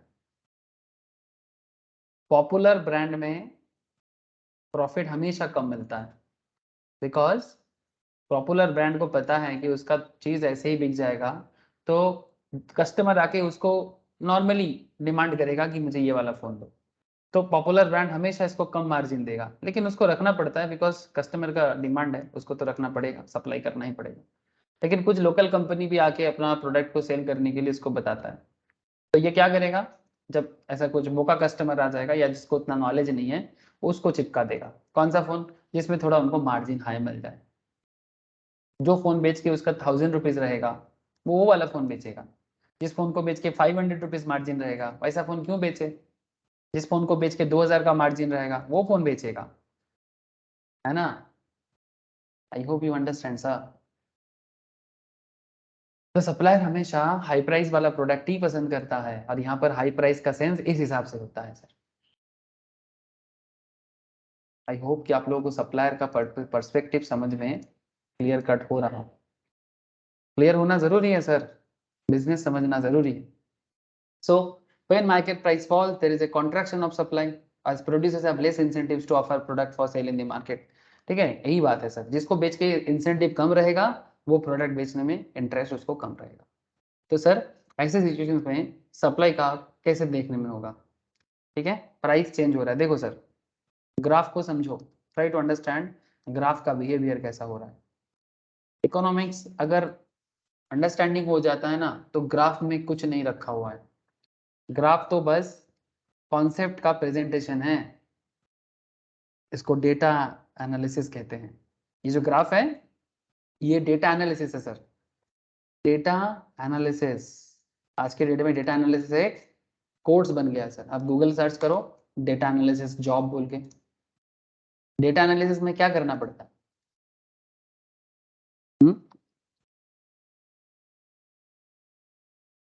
मैंने जस्ट लिखा डेटा एनालिसिस कोर्सेस, आपको यहाँ पर दिख जाएगा। डेटा एनालिसिस में क्या क्या सिखाते, क्या है डेटा एनालिसिस में? हाँ पता है आप लोगों को क्या सिखाते हैं डेटा एनालिसिस में? अरे आपके सामने ऐसे डिफरेंट काइंड ऑफ डेटा रहेगा और आपको उसके बेसिस में ये देखो, एक एक मैं दिखाता हूँ, ठीक है। कितना कोर्स का प्राइस बता रहा है सर? ये अपग्रेड बोल के एक कंपनी है, कितना कोर्स का प्राइस बता रहा है देखते हैं sir. Data analysis certificate program, बहुत कुछ है इसका, डेटा साइंस, ठीक है। सिलेबस यहाँ पर है, डाउनलोड करने से दिखाएगा। छोड़ो अभी मोबाइल नंबर मांग रहा है, ठीक है। ये देखो एक्सेल सीट को यूज करेगा, ठीक है, डिफरेंट काइंड ऑफ इसको यूज करके आपके सामने एनालिसिस करेगा। जैसे हम लोग इकोनॉमिक्स में जो सीखते हैं ना, that is basically data analysis है और कुछ नहीं। आपके पास प्रोडक्ट का इंफॉर्मेशन रहेगा और उसके हिसाब से आपको डेटा एनालिसिस करना। तो ये जो हो रहा है ये और कुछ नहीं, डेटा का एनालिसिस कर रहे हैं हम लोग। अब इकोनॉमिक्स में मैं बोल रहा हूँ, आपको लग रहा है कि नहीं ये डेटा एनालिसिस नहीं है। आप अगर अलग से डेटा एनालिसिस का कोर्स करोगे तो आपको लगेगा हाँ चाहिए डेटा एनालिसिस है। नहीं सर, इकोनॉमिक्स वो हर बात कर देता है जो बाद में जाके अलग अलग कोर्स बन जाता है sir. So try to understand how data analysis works. अब इसको कंप्यूटर में करते तो एक पावर पॉइंट प्रेजेंटेशन बन जाएगा और क्या। मानो प्रोडक्ट का प्राइस 10 रुपीज़ है, ठीक है। जब प्रोडक्ट प्राइस 10 रुपीज़ है, प्रोडक्ट प्राइस 20 रुपीज़ है एंड प्रोडक्ट प्राइस 30 रुपीज़ है, ठीक है। इधर y एक्सिस है, ये x एक्सिस है। अब क्या हो रहा है सर, खेल क्या हो रहा है? व्हाट इज द खेल, मतलब how to play with this things. 10 rupees, 20 rupees, 30 rupees, this is origin. इसमें आपको सप्लाई भी करना है, तो इधर आपने क्वांटिटी सप्लाई का, इधर आपको प्राइस दिखाना है, ठीक है, तो प्राइस शो कर दो, इधर आप सप्लाई कर दो, क्वांटिटी सप्लाई कर दो, क्वांटिटी सप्लाइड। तो क्वांटिटी सप्लाइड में 1 2 3 4 4 पॉइंट दे दो सर। एक तरफ अपने प्राइस दिखाया, एक तरफ अपने सप्लाई का क्वांटिटी सप्लाइड दिखाया।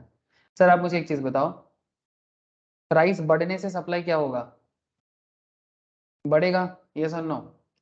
अगर 10 रुपीज से प्रोडक्ट का price say for example 15 rupees, ठीक है, मैं बीच वाला लेता हूं।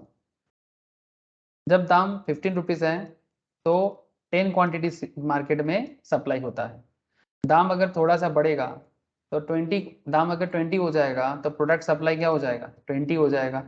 या फिर दाम अगर 25 हो जाएगा तो प्रोडक्ट सप्लाई और थोड़ा सा बढ़ जाएगा। दाम अगर 30 हो जाएगा, ठीक है, दाम अगर 30 हो जाएगा या 25 हो जाएगा वॉट एवर, ठीक है, तो प्रोडक्ट सप्लाई बढ़ेगा। बिकॉज कस्टमर ऑलवेज, सॉरी दुकानदार ऑलवेज पसंद करता है जो बेच के दाम मिले। अच्छा प्राइस जीरो तो नहीं हो सकता ना, अरे जीरो दाम में थोड़ी ना कोई बेच सकता है, या कम दाम में नहीं बेचेगा। 10 के नीचे तो बेचना नहीं है, बिलो 10 में नहीं सेल करना है, ठीक है, इसलिए 10 के नीचे कुछ नहीं है, जो भी है 10 के ऊपर है। अब आपका सप्लाई कर्व देखने में कैसा होगा sir, your supply curve will look like ऐसा, this is your supply curve. हाँ sir, this is your supply curve. अब उल्टा सोचो, जैसे हम लोगों ने यहाँ पर सोचा, आपका सोच अभी ऑपोजिट डायरेक्शंस में चलेगा। सर जब जब मार्केट में प्राइस बढ़ा तब तब मार्केट में सप्लाई बढ़ा। सर अगर ऑपोजिट सोचोगे तो जब प्राइस कम होगा मतलब 30 to 20 हो जाएगा, जब 30 से 20 हो जाएगा सप्लाई कम हो जाएगा, है ना। 20 से 10 हो जाएगा तो इधर सप्लाई और कम हो जाएगा, बिकॉज दाम कम होगा तो उसको बेच के एक्स्ट्रा इंसेंटिव नहीं मिलेगा, तो दुकानदार कभी भी वो प्रोडक्ट सेल करना पसंद नहीं करेगा, ठीक है। तो इसलिए दाम के बेसिस में up and down of price पे डिपेंड करता है, up and down of price पे डिपेंड करता है सप्लाई का मूवमेंट। बोलो सर, एनी डाउट?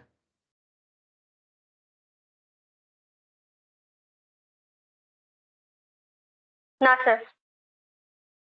किसी के मन में कोई डाउट है सर सप्लाई का आपका मूवमेंट समझने में, कि क्यों सप्लाई ऐसा मूवमेंट कर रहा है? ग्राफ वहीं पर है सर, जहां पर हम लोगों ने ड्रॉ किया वही है। सप्लाई का उसी जगह में रहेगा, बस कभी अप होगा तो कभी डाउन होगा, depending on the price movement. Price अगर ज्यादा होगा सप्लाई बढ़ेगा, प्राइस कम होगा तो सप्लाई कम हो जाएगा। ठीक है, जस्ट इसका मूवमेंट बदल जाएगा, सेम जगह में रहेगा, बस मूवमेंट बदल जाएगा। ठीक है, सनोन, नयनी, राजन्ना, विदिशा, Yes, sir. तेलमिसा, श्रद्धार आवाज पाচ্ছি না। Yes, sir. উর্পিতার আওয়াজ পাচ্ছি না। উর্পিতা বুঝতে পারছিস? রাহুল का भी आवाज नहीं आ रहा है, बोलो। हाँ सर, রাহুল नहीं है, ठीक है, बोलो सर। উর্পিতা आवाज পাচ্ছিস রে, বুঝতে পারছিস? ओके सर, चलो सर, अब ये मूवमेंट हो गया सप्लाई का। अब क्या है, शिफ्ट इन सप्लाई का। सप्लाई में शिफ्टिंग कैसे होता है, तो सप्लाई में शिफ्टिंग कैसे होता है ये भी जानना जरूरी है। शिफ्ट इन सप्लाई का, इंक्रीज और decrease in supply. Shift in supply का मतलब इंक्रीज और डिक्रीज इन सप्लाई। अब यहाँ पर सप्लाई का इंक्रीज डिक्रीज कैसे होगा, या फिर सप्लाई शिफ्ट कैसे करेगा, चलो सर समझते हैं। Sir while a change in quantity supplied is a movement along a given supply curve, a change in supply is a shift of supply curve। Supply shift कर जाता है, लेकिन कब? when supply curve bodily shift, supply का body shift हो जाएगा towards right. Sir यहाँ पर राइट साइड कौन सा है बोलो तो, देखो आपको भी जो दिख रहा है मेरा भी वही है, राइट है। Is this right side sir? ये अगर ओल्ड सप्लाई है और ये अगर न्यू सप्लाई है, तो ओल्ड सप्लाई से new supply right side shift हुआ, तो राइट साइड शिफ्टिंग को इंक्रीज इन सप्लाई कहेंगे। और से for example this is old and this is new, तो लेफ्ट साइड शिफ्टिंग को डिक्रीज इन सप्लाई बोलेंगे। सर बट ऐसा क्यों, प्रूव करिए सर, प्रूव करिए कि राइट साइड शिफ्टिंग को इंक्रीज और लेफ्ट साइड शिफ्टिंग को डिक्रीज क्यों बोल दिया। सर वेट, समझ देते हैं, समझा देते हैं अभी। अब सप्लाई का सबसे पहले तो ये समझना है सर शिफ्ट करता क्यों है। Sir when the supply curve shifts to the right, more is offered for sale at each price. जब वो राइट साइड में शिफ्ट हो रहा है, इसका मतलब है हर प्राइस में ऑफ, मतलब मार्केट में सप्लाई और बढ़ रहा है, हर प्राइस में, ईच प्राइस में सप्लाई और बढ़ेगा। We find that at price P, look at this example. Say for example कोई प्रोडक्ट है, से फॉर एग्जांपल उसका प्राइस 14 रुपीज है। आप मैगी को एग्जांपल के तौर पे समझ सकते हो सर। मैगी का पैकेट का दाम है 14 टका, 14 रुपीज में उसका जो क्वांटिटी सप्लाइड हो रहा है, ठीक है, अगर दाम वहीं पर है, ठीक है, दाम 14 में ही है, बट सप्लाई फिर भी बढ़ रहा है। सप्लाई प्राइस उसी जगह में है, पर फिर भी सप्लाई उसका कम हो रहा है, सॉरी बढ़ रहा है। दाम में चेंजेस नहीं हुआ sir, there is no change in price, but more product is demanding in the market. और डिमांड ज्यादा हो रहा है तो सप्लाई भी ज्यादा होगा। डिमांड के बिना तो सप्लाई काम नहीं करेगा ना, किसको सप्लाई करेंगे, डिमांड नहीं रहेगा तो क्वांटिटी सप्लाई किसको करेंगे सर। लेकिन प्राइस अपने जगह में ही है। सो प्राइस को छोड़ के दूसरा जो मैटर्स है, लाइक रिलेटेड गुड्स का दाम, government technology, government policy, production factor cost, बहुत सारा चीजें सप्लाई को अफेक्ट करता है। तो जब प्राइस छोड़ के बाकी चीज अफेक्ट, मतलब इफेक्ट करना चालू कर दे, तो शिफ्टिंग हो सकता है। से फॉर एग्जांपल मार्केट में अगर मैं मैगी का कोई कंपटीटर, सर आप लोग जानते होंगे, मैगी अगर दुकान में नहीं मिलता है तो क्या लाते हो बोलो। नूडल्स में famous Yuppie, nor, hello sir, आप लोग सबको मैगी पसंद करते हो कि यप्पी पसंद करते हो कि नॉर पसंद करते हो या वाई पसंद करते हो? अरे बहुत सारे नूडल्स कंपनी है, बोलो सर, अगर दुकान में मैगी नहीं मिलेगा तो क्या लेके आओगे? या फिर अगर येप्पी नहीं मिलेगा, से फॉर एग्जाम्पल आप में से किसी लोगों को मैगी पसंद नहीं है, हो सकता है किसी को येप्पी पसंद है, किसी को नॉर पसंद है, किसी को वाई वाई पसंद है। So if you like Y Y और मार्केट में वाई वाई नहीं है, किसी कारण से वाई वाई का सप्लाई नहीं है, तो क्या होगा? मैगी का सप्लाई बढ़ जाएगा। मैगी 14 रुपीज ही चल रहा है, दाम में चेंजेस नहीं हुआ, पर रिलेटेड गुड्स का सप्लाई के कारण, रिलेटेड गुड्स का सप्लाई चेंजेस के कारण आपका सप्लाई में अपग्रेडेशन आ गया। सर ऐसा हो सकता है? हाँ सर, क्या ऐसा हो सकता है?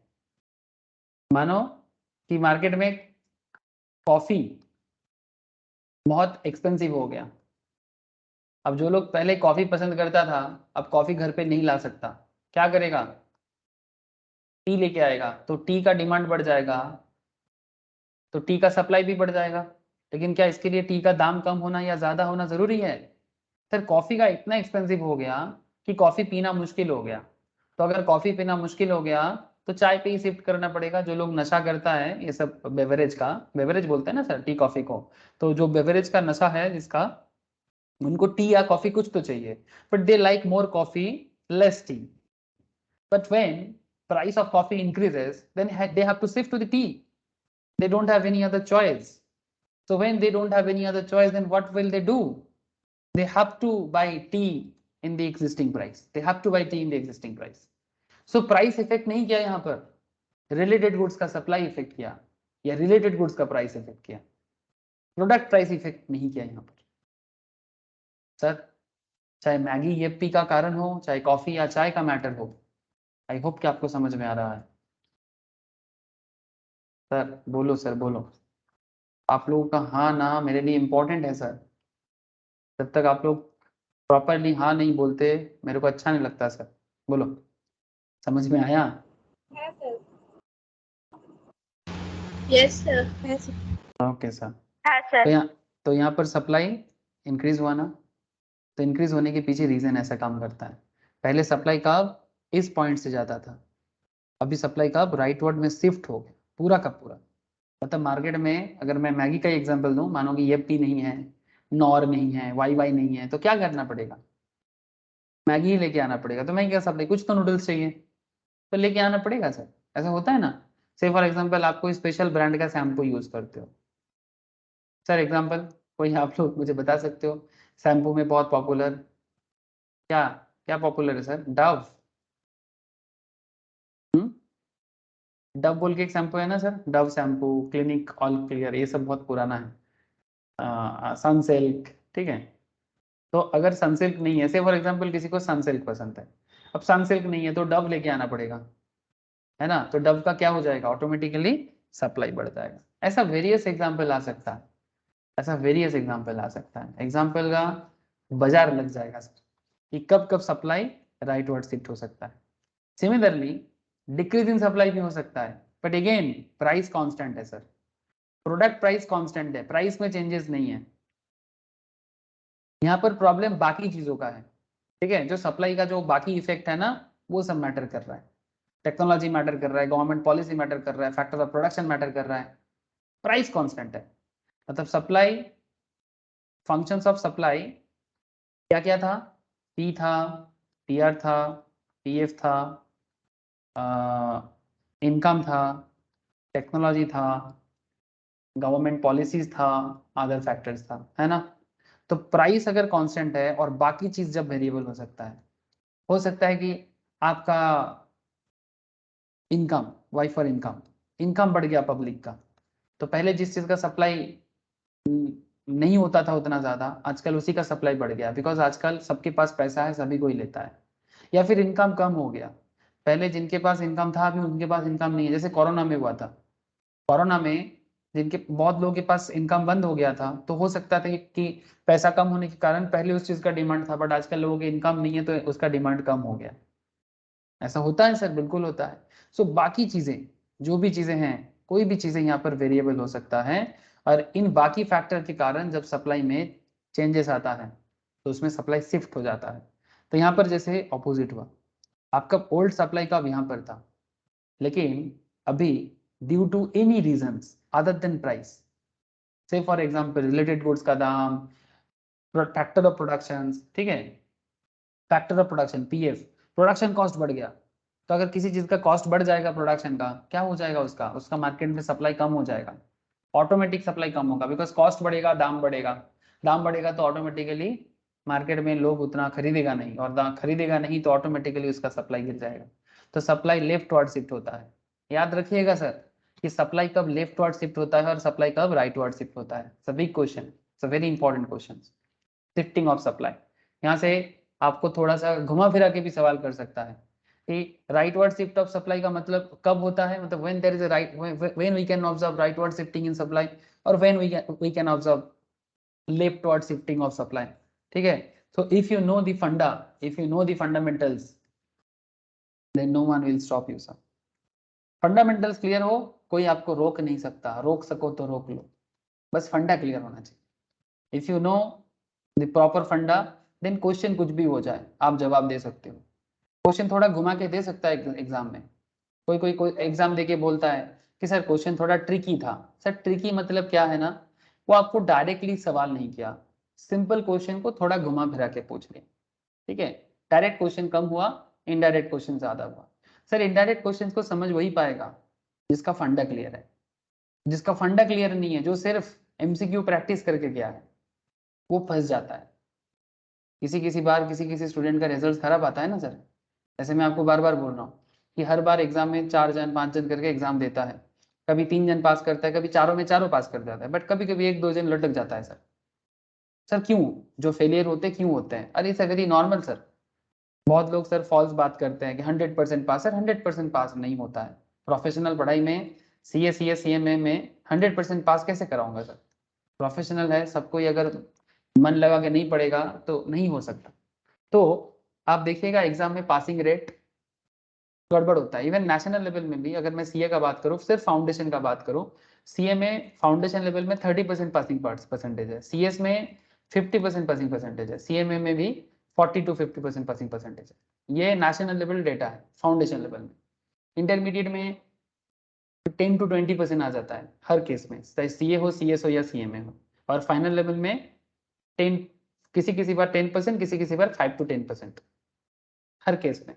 तो जैसे जैसे लेवल अप होता जाएगा वैसे वैसे टफनेस बढ़ता जाएगा। तो सर ये टफनेस के साथ लड़ाई करने का एक ही उपाय है सर, फंडामेंटल्स क्लियर होना। जब भी फंडामेंटल्स क्लियर नहीं रहेगा वो आगे जाके फंस जाएगा। So don't be too much hurry, जल्दी करो बट क्लैरिटी के साथ। सिर्फ क्वेश्चन प्रैक्टिस कर लिया मेरा तो हो जाएगा, ये परसेप्शन मत बनाओ सर। क्वेश्चन प्रैक्टिस करो but with proper sense and proper knowledge, ठीक है। मैम का क्लास में मैम के जैसा, मैं जैसे क्लास दे रहा हूँ उसके हिसाब से फंडा क्लियर करो सर। जरूरत पड़े कि अगर आपको लगता है कि सर थोड़ा और फास्ट हो जाए तो अच्छा है, मैं आपको एक काम करता हूँ, मैं रिकॉर्डेड दे के रखता हूँ, आप हो सके तो उसको घर पे एक बार पढ़ लो, फिर क्लास में और एक बार सुन लो, ठीक है। इसमें आपका जल्दी जल्दी भी होगा और साथ में आपका फंडा भी क्लियर होगा, लेकिन क्लैरिटी होना जरूरी है सर, ठीक है। So it's a very simple फंडा बताया मैं आपको एग्जाम में अच्छा रिजल्ट करने का। एग्जाम में अच्छा रिजल्ट करने का बड़ा सिंपल सा फंडा बताया मैं आपको, सबका होगा सर, सब अच्छा रिजल्ट करेगा, बस बात सुना करो सर, ठीक है। ओके, तो आई होप कि आपको मूवमेंट और शिफ्टिंग दोनों क्लियर है सर सप्लाई का, ठीक है।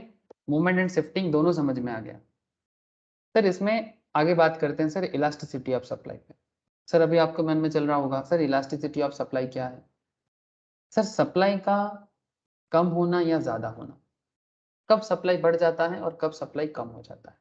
जैसे डिमांड में भी इलास्टिसिटी ऑफ डिमांड होता है, उसी तरह का सप्लाई में भी इलास्टिसिटी होता है। अगर कंज्यूमर का डिमांड कभी ज्यादा कभी कम हो सकता है, सिमिलर वे में सप्लायर का सेल भी कभी ज्यादा कभी कम भी हो सकता है, लेकिन कब हो सकता है और क्यों हो सकता है और इसके पीछे का रीजन क्या है, why there is a elasticity of supply. Elasticity का मतलब क्या, what is the meaning of elasticity. Elastic का मतलब ही होता है जो बढ़ता भी है कम भी होता है ना सर। इलास्टिक, गडर, गडर समझते हो, हम लोग बोलते हैं ना गडर, जैसे बालों पे देते हैं, प्रोडक्ट पे बांध देते हैं, गडर लगा देते हैं। तो गडर क्या करता है, स्प्रेड करता है फिर कम हो जाता है, स्प्रेड करता है फिर कम हो जाता है, इलास्टिक। इलास्टिसिटी ऑफ सप्लाई क्या है, sir elasticity of supply is defined as an responsiveness of the quantity supply of a good to a change in its price. दाम के परिवर्तन के कारण when there is a change in price we may find change in supply. If there is a change in price of any product we may find there is a change in supply, change in quantity supplied. So अगर मैं simple Hindi में या बंगाली में बोलूं, जैसे বাংলায় বললে কি বলবো, কোনো প্রোডাক্টের দাম পরিবর্তনের জন্য তার সাপ্লাইতে যে রেসপন্সিভনেস দেখা যায়, सर हिंदी में बोल दो, सर किसी प्रोडक्ट का प्राइस में चेंजेस के कारण उसके सप्लाई में जो चेंजेस नजर आता है उसको हम लोग यहाँ पर रेस्पॉन्सिवनेस कहते हैं, ठीक है. That is basically elasticity of supply. Elasticity of supply is measured by dividing the percentage change in quantity supplied of a good by the percentage change in its price. Sir इसको अगर मैं थोड़ा सा mathematically बताऊं तो mathematically कुछ ऐसा formula बनता है. Percentage change, sir change equals to delta. Delta एक ग्रीक का मैथमेटिकल साइन है सर जो चेंज को डिनोट करता है. मैथ्स में बहुत यूज होता है, बेसिकली डेरिवेटिव में यूज होता है. सर जो लोग मैथमेटिक्स पढ़े हो कभी, अगर डेरिवेटिव कभी पढ़े हो या फिर मैम के पास जो लोग सीए का पढ़ाई करते हो, मैम के पास मैथ्स का क्लास करोगे तो वहाँ पर मैम आपको मोस्ट प्रॉब्ली डेरिवेटिव का बात करेगा, ठीक है. हल्का फुल्का है, आजकल डेरिवेटिव सिलेबस में उतना ज़्यादा नहीं किया, पहले बहुत ज़्यादा था. हम लोगों के टाइम पे डेरिवेटिव इंटीग्रेशन बहुत ज़्यादा करना पड़ता था, आजकल कम कर दिया. बिकॉज आज के डेट में बिजनेस स्टूडेंट्स के लिए, कॉमर्स स्टूडेंट्स के लिए डेरिवेटिव का इतना ज़्यादा नॉलेज जरूरी नहीं है, बस मतलब एप्लीकेबल नॉलेज जरूरी है. जैसे ये सब क्या है, डेरिवेटिव का एप्लीकेबिलिटी है. डेरिवेटिव किस चीज़ को बताते हैं, डेरिवेटिव चेंज को बताते हैं. जैसे देखो सर, डेरिवेटिव से एक बात याद आया, कुछ लोग सर ये प्रोफेशनल पढ़ाई के साथ साथ स्टॉक मार्केट का भी पढ़ाई करता है. ये देखो सर, ये एवरी मॉर्निंग पे ये सब क्लासेस मेरा होता है. जो लोग CA CMA या BCom के साथ साथ स्टॉक मार्केट, आजकल स्टॉक मार्केट में ना काफ़ी अच्छा करियर अपॉर्चुनिटी है, स्पेशली फॉर जो लोग CS वगैरह कर रहे हैं उनको तो है ही, साथ में जो लोग BCom भी कर रहे हैं, BCom के साथ साथ स्टॉक मार्केट कर रहे हैं तो उनको भी अच्छा मौका है सर. ये NISM बोल के एक इंस्टीट्यूट है सर, सेबी का, ठीक है, जो स्टॉक मार्केट का गवर्नमेंट का एग्जाम लेता है सर. ये इनका एक कोर्स का नाम देखो, ये बहुत जॉब क्रिएशन, बहुत ज़्यादा मार्केट में जॉब है इस फील्ड में, ठीक है. Even for chartered accountant, for company secretaries, for cost accountant भी स्पेशल उनको मतलब ऑफर दिया जाता है. लेकिन हाँ, स्टॉक मार्केट का नॉलेज भी चाहिए और साथ में एग्जाम का भी जो क्लियरेंस है वो चाहिए. सर क्या टफ है बहुत, CS जैसा नहीं सर, उतना टफ नहीं होता, बट मॉडरेट लेवल में होता है. बट आपको स्टॉक मार्केट के साथ कनेक्टेड होने का नॉलेज होना चाहिए. देखो सर, एक टॉपिक है उसका नाम है equity derivative. Sir equity derivative का मतलब क्या, सर मतलब बाद में बता दूंगा, मैं आपको सब्जेक्ट का नाम इसलिए बताया. Derivative word is a very very important word, कि जो चीज है नहीं, जो वास्तव में है नहीं आज के डेट में, बट उसका डेरिवेशन करते हैं. मतलब प्रेजेंट में वो वैल्यू नहीं है, जो फ्यूचर में होगा उसको डिराइव करना. तो कोई भी न्यू चीज को डिराइव करने को कहते हैं डेरिवेटिव, ठीक है. डिराइव जो होता है वो डेरिवेटिव. तो स्टॉक मार्केट में हम लोग इसको डेरिवेटिव करते हैं सर, मतलब डेरिवेटिव करते हैं कि स्टॉक प्राइस, ठीक है, शेयर का दाम आज कुछ है कल कुछ होगा, तो क्या कर रहे हैं सर, स्टॉक प्राइस को डिराइव करते हैं, ठीक है. ये सेबी का इंस्टीट्यूट है, exchange SEBI, security exchange board of India का. आप लोग आगे आगे सोच सकते हो सर, शेयर मार्केट का भी अगर इंटरेस्ट किसी को आ जाए तो आप लोग NISM वगैरह करके स्टॉक मार्केट फील्ड में भी एस्टेब्लिश हो सकते हो. Even there is a special positions for CS in stock market area, ठीक है. मैं आपको बता दे रहा हूँ सर, पहले अगर आपको समझ में आए तो आप सोच सकते हो. सो कहने का मतलब मेरा और कुछ नहीं था कि डेरिवेटिव के ऊपर कोर्स भी होता है जो स्टॉक मार्केट फील्ड में नजर आ रहा है, ठीक है सर. स्टॉक मार्केट छोड़ देते हैं, वापस हम लोग इकोनॉमिक्स में आ जाते हैं. So what is the meaning of derivative. यहाँ पर डेरिवेटिव मतलब जो चेंजेस होता है मार्केट में उसको समझें. सो यहाँ पर कैसे सप्लाई में चेंजेस हो रहा है, देखो सर, ये सब फॉर्मूला हम लोग स्टॉक मार्केट में भी लोगों को बताते हैं. जिनका इकोनॉमिक्स खराब है ना सर, जिनका इकोनॉमिक्स खराब है उनको समझाना थोड़ा मुश्किल हो जाता है. देखो सर, ज्यादातर केस में स्टॉक मार्केट ना कौन पढ़ने आता है सर, जो लोग स्टॉक मार्केट में इन्वेस्टमेंट करता है, बचपन में पढ़ाई लिखाई करके बहुत दिन हो गया, या फिर आजकल स्टॉक मार्केट में पैसा कमाने का मन किया, वो लोग आता है. अब उनको जब मैं ये सब टॉपिक समझाता हूँ मेरा दिमाग खराब हो जाता है. क्यों? क्योंकि उनको इकोनॉमिक्स का बेसिक नहीं पता, उनको स्टॉक मार्केट समझाना कितना टफ हो जाएगा मेरे लिए। मेरे लिए क्यों, अगर किसी के लिए भी अगर जेन्युइन वे में समझना है स्टॉक मार्केट को तो उसका इकोनॉमिक्स अच्छा होना चाहिए सर। तो फिर बाकी लोग क्या स्टॉक मार्केट नहीं समझ सकते जिसका इकोनॉमिक्स वीक है? सर स्टॉक मार्केट खुद ही इकोनॉमिक्स का एक बहुत बड़ा मिरर है। इकोनॉमी कैसा चल रहा है इसके लिए हम लोग स्टॉक मार्केट को बताते हैं। सो अगर आपका इकोनॉमिक्स वीक है तो स्टॉक मार्केट को आगे चल के कैसे समझोगे?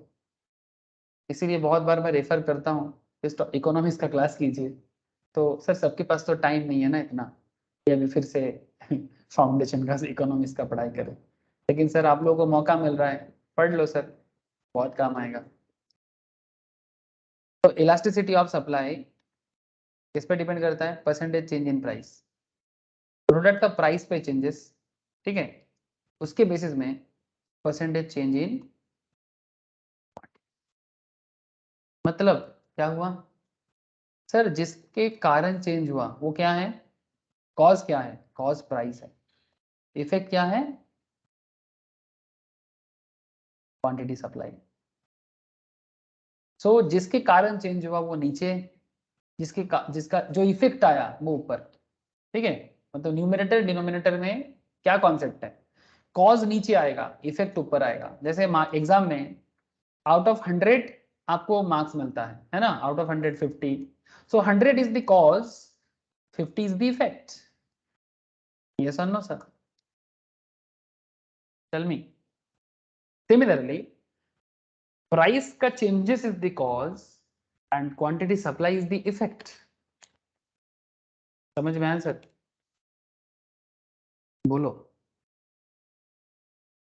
सर एक बार बोलो। सर। एग्जाम में आपको आउट ऑफ 100 50 मिलता है ना, मतलब एग्जाम्पल है, जैसे सीएस का एग्जाम में परसेंटेज कितना है? 50% में पास है। सीए में हर जगह में आपको हर सब्जेक्ट में 100 में कितना लाना है? 50 लाना है ना सर? मिनिमम 40 लाने से होता है, जैसे सीए के एग्जाम में मिनिमम 40 में पास है, बट ओवरऑल 50 है ना, तो ओवरऑल 50 को ही समझो। सीएस के एग्जाम में आउट ऑफ 200 100 लाना है। सीएमए के एग्जाम में 400 में 200 लाना है, सीए को भी वही है, 400 में 200 लाना है। सीएस के एग्जाम 200 का होता है, 200 में 100 लाना है, तो 50% में पास हुआ ना। ना मेरा क्वेश्चन यही है सर आउट ऑफ 100 आपको 50 लाना पड़ता है, तो वो 50% कहलाता है। तो जिसके कारण हो रहा है वो कॉज है, तो 100 is the cause, 50 is the effect. So यहाँ पर सप्लाई का चेंजेस किसके ऊपर डिपेंड करता है? प्राइस के चेंजेस के ऊपर। अगर मार्केट में प्राइस चेंज होता है तो सप्लाई चेंज हो जाता है, दाम बढ़ता है तो सप्लायर क्या करता है? सप्लाई बढ़ाता है। दाम कम होता है तो सप्लायर क्या करता है? सप्लाई कम कर देता है, बिकॉज सप्लायर उसी चीज का सप्लाई करना ज्यादा पसंद करता है जिसमें इंसेंटिव ज्यादा हो। सो सप्लाई का जो चेंजेस है, सप्लाई में जो चेंज आता है वो चेंज किस पे डिपेंड करता है? प्राइस पे डिपेंड करता है। सो इलास्टिसिटी ऑफ सप्लाई मेनली किस पे डिपेंड करता है? प्राइस पे। सर बाकी चीज पे भी डिपेंड करता है, लेकिन मेनली प्राइस पे डिपेंड करता है। So when there is a change in price या परसेंटेज चेंज इन प्राइस के बेसिस में जितना सप्लाई में परिवर्तन होगा, that is called elasticity of supply. बोलो सर, बात समझ में आया कि नहीं आया? Don't take it as a formula, it's a very simple common sense. अगर आप कॉमन सेंस नहीं लगाओगे तो फॉर्मूला आज याद करोगे, कल भूल जा सकते हो। क्या पता, मेमोरी का कोई मतलब कोई ठिकाना नहीं है सर, आज याद करे कल भूल गए, बट अगर आप समझ जाते हो तो याद रह जाएगा जिंदगी भर के लिए। जस्ट टेल मी, अगर मैगी का दाम 14 रुपीज चल रहा है, कल अगर मैगी का दाम कितना परसेंट बढ़ा है? से फॉर एग्जाम्पल सर इसका दाम मैं 20 रुपीज करने से कितना होगा? 6 टका। 6 रुपीज में तो 6/14 करना पड़ेगा, कितना परसेंटेज हो जाएगा? मतलब मेरा कहने का मतलब है मैगी का करेंट प्राइस 14 चल रहा है, अगर इसका दाम कल 20 हो जाए या 24 हो जाए, 14 तो डबल कर देते हैं। हाँ 100% बढ़ा देंगे, नहीं 100 नहीं, 50% में कितना हो जाएगा? 10 टका। 14 का 15 7 प्लस 7 कर देते हैं, 14 7 21 टका, 21 रुपीज, ठीक है। अगर कल मैगी का प्राइस 21 हो जाता है हाँ सर, मतलब ऑलमोस्ट 50% में प्राइस बढ़ गया इसका, है ना। 7/14 इंटू 100 किया मैंने, तो 50% में प्राइस बढ़ा। क्या लगता है आपको, percentage change in price, percentage change कितना हुआ, 50%। सो 50% प्राइस में चेंज के कारण डिमांड में सॉरी सप्लाई में जितना परसेंटेज चेंजेस आएगा वो हो जाएगा इलास्टिसिटी ऑफ सप्लाई। अगर सप्लाई बढ़ेगा, ठीक है, सबसे फॉर एग्जांपल पहले 10% सप्लाई होता था, अब 20% सप्लाई होगा, मतलब अभी ज़्यादा से ज़्यादा दुकानदार मैगी सेल करना पसंद करेगा। लेकिन वो भी डिपेंड करता है कंज्यूमर लेगा कि नहीं लेगा, that's a different part. But point is that कि प्राइस चेंज के कारण सप्लाई में जितना परसेंटेज चेंजेस आएगा उसको इलास्टिसिटी ऑफ सप्लाई कहेंगे। बोलो सर, क्लियर है सर? आगे कुछ क्वेश्चन करते हैं, आपको और क्लैरिटी आ जाएगा। इसमें फॉर्मूला दो हो सकता है, एक जहां पर परसेंटेज डायरेक्टली गिवन रहेगा, या फिर जहां पर डायरेक्टली परसेंटेज गिवन नहीं रहेगा वहां पर ऐसा करना पड़ेगा। चेंज, मैं चेंज को डेल्टा से डिनोट कर रहा हूं sir, delta Q, quantity supplied को क्यू से डिनोट कर दिया, delta Q by quantity supplied मतलब delta Q by original quantity, ठीक है, divided by delta Q by divided by change in price मतलब delta P divided by P. अब इसको हम लोग एज पर मैथमेटिकल रूल क्या कर सकते हैं, डेल्टा क्यू बाई क्यू, तो डेल्टा क्यू बाई क्यू को हम लोग ऐसे सोच सकते हैं, मतलब change in quantity by quantity मतलब original quantity divided by change in price divided by original price, ठीक है। इसको अगर हम लोग चेंज करें तो ऐसा हो जाएगा Q by P into P by, ठीक है। यहाँ पर डेल्टा किसको डिनोट कर रहा है, डेल्टा डिनोट कर रहा है क्वांटिटी सप्लाइड को, चेंज इन सप्लाई को, ठीक है। Q डिनोट कर रहा है ओरिजिनल क्वांटिटी को, P डिनोट कर रहा है ओरिजिनल प्राइस को, ठीक है, एंड डेल्टा P डिनोट कर रहा है चेंज इन प्राइस को, ठीक है। सो P by Q, Q by P into P by Q, ठीक है, इस तरह से होता है। मतलब यहाँ पर जो Q है, ये जो Q है, ठीक है, ये Q बेसिकली ये जो चेंज हो गया ना सर, ये डिवाइडेशन चेंज हो गया, जब इधर मल्टीप्लाई हो जाएगा तो उस तरह से आ जा रहा है, ठीक है। ये आप लोगों को पता है सर, ये बचपन वाला एग्जाम्पल है जो मैथमेटिक्स में होता है, डिवाइड जब ऊपर आ जाता है तो इनटू होके हो जाता है सर, है ना। सर अब मैथ्स क्या छोड़ो, अब एक क्वेश्चन देखो sir, suppose the price of commodity x, किसी प्रोडक्ट है उसका नाम है x, increases from 2000 per unit to 2100 per unit, मतलब कोई प्रोडक्ट है जिसका दाम 2000 टका केजी चल रहा था, अभी 2100 टका केजी हो गया, एंड कंसिक्वेंटली क्वांटिटी सप्लाइड 2500 से 3000 हो गया। दुकानदार पसंद करेगा सर, 2000 से चीज बेच के जितना से इंसेंटिव मिलता था 2100 में उससे ज्यादा इंसेंटिव मिलेगा, है ना। तो वो पहले 2500 यूनिट सप्लाई करता था, अभी 3000 यूनिट सप्लाई करना चाहता है। तो यहाँ पर आपको इलास्टिसिटी ऑफ सप्लाई कैलकुलेट करने के लिए बोल रहे हैं। तो फर्स्ट आइडेंटिफाई डेल्टा क्यू कितना, सर कितना क्वांटिटी में चेंज हुआ है सर, 2500 से 3000 कितना 500,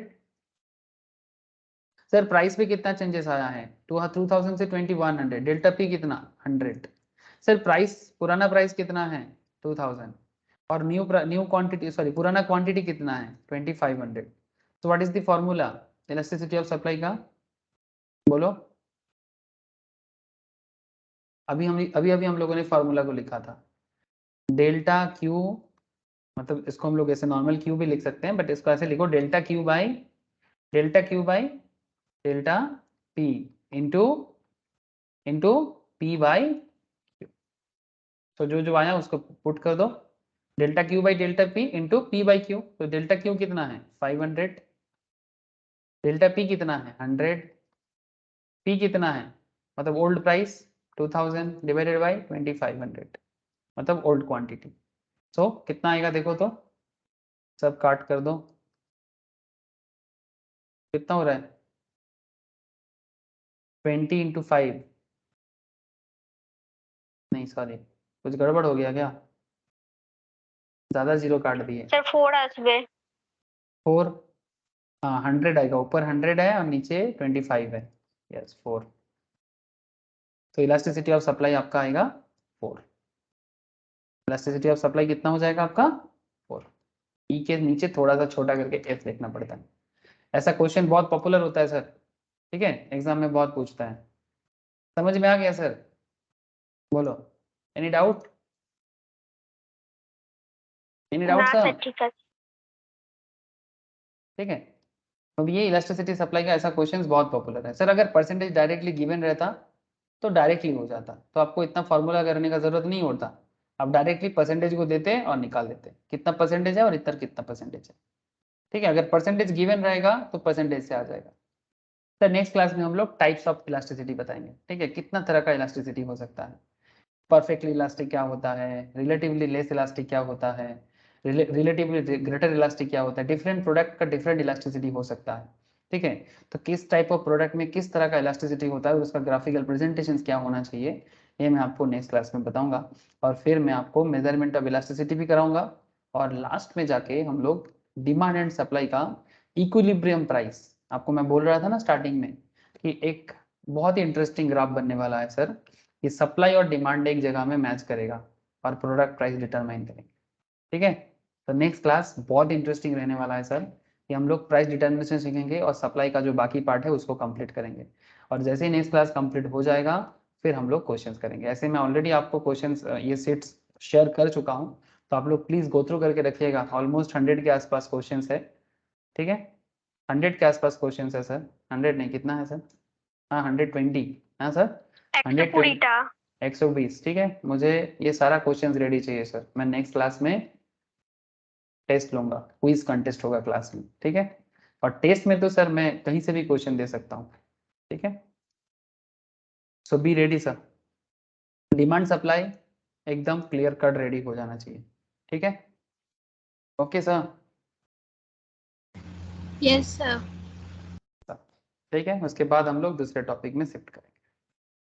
ओके ठीक है सर, फिर आज इतना ही है, फिर नेक्स्ट क्लास में मिलेंगे। ठीक है, good night sir, Tata. Thank you sir. Thank you thank you sir. Welcome sir, welcome.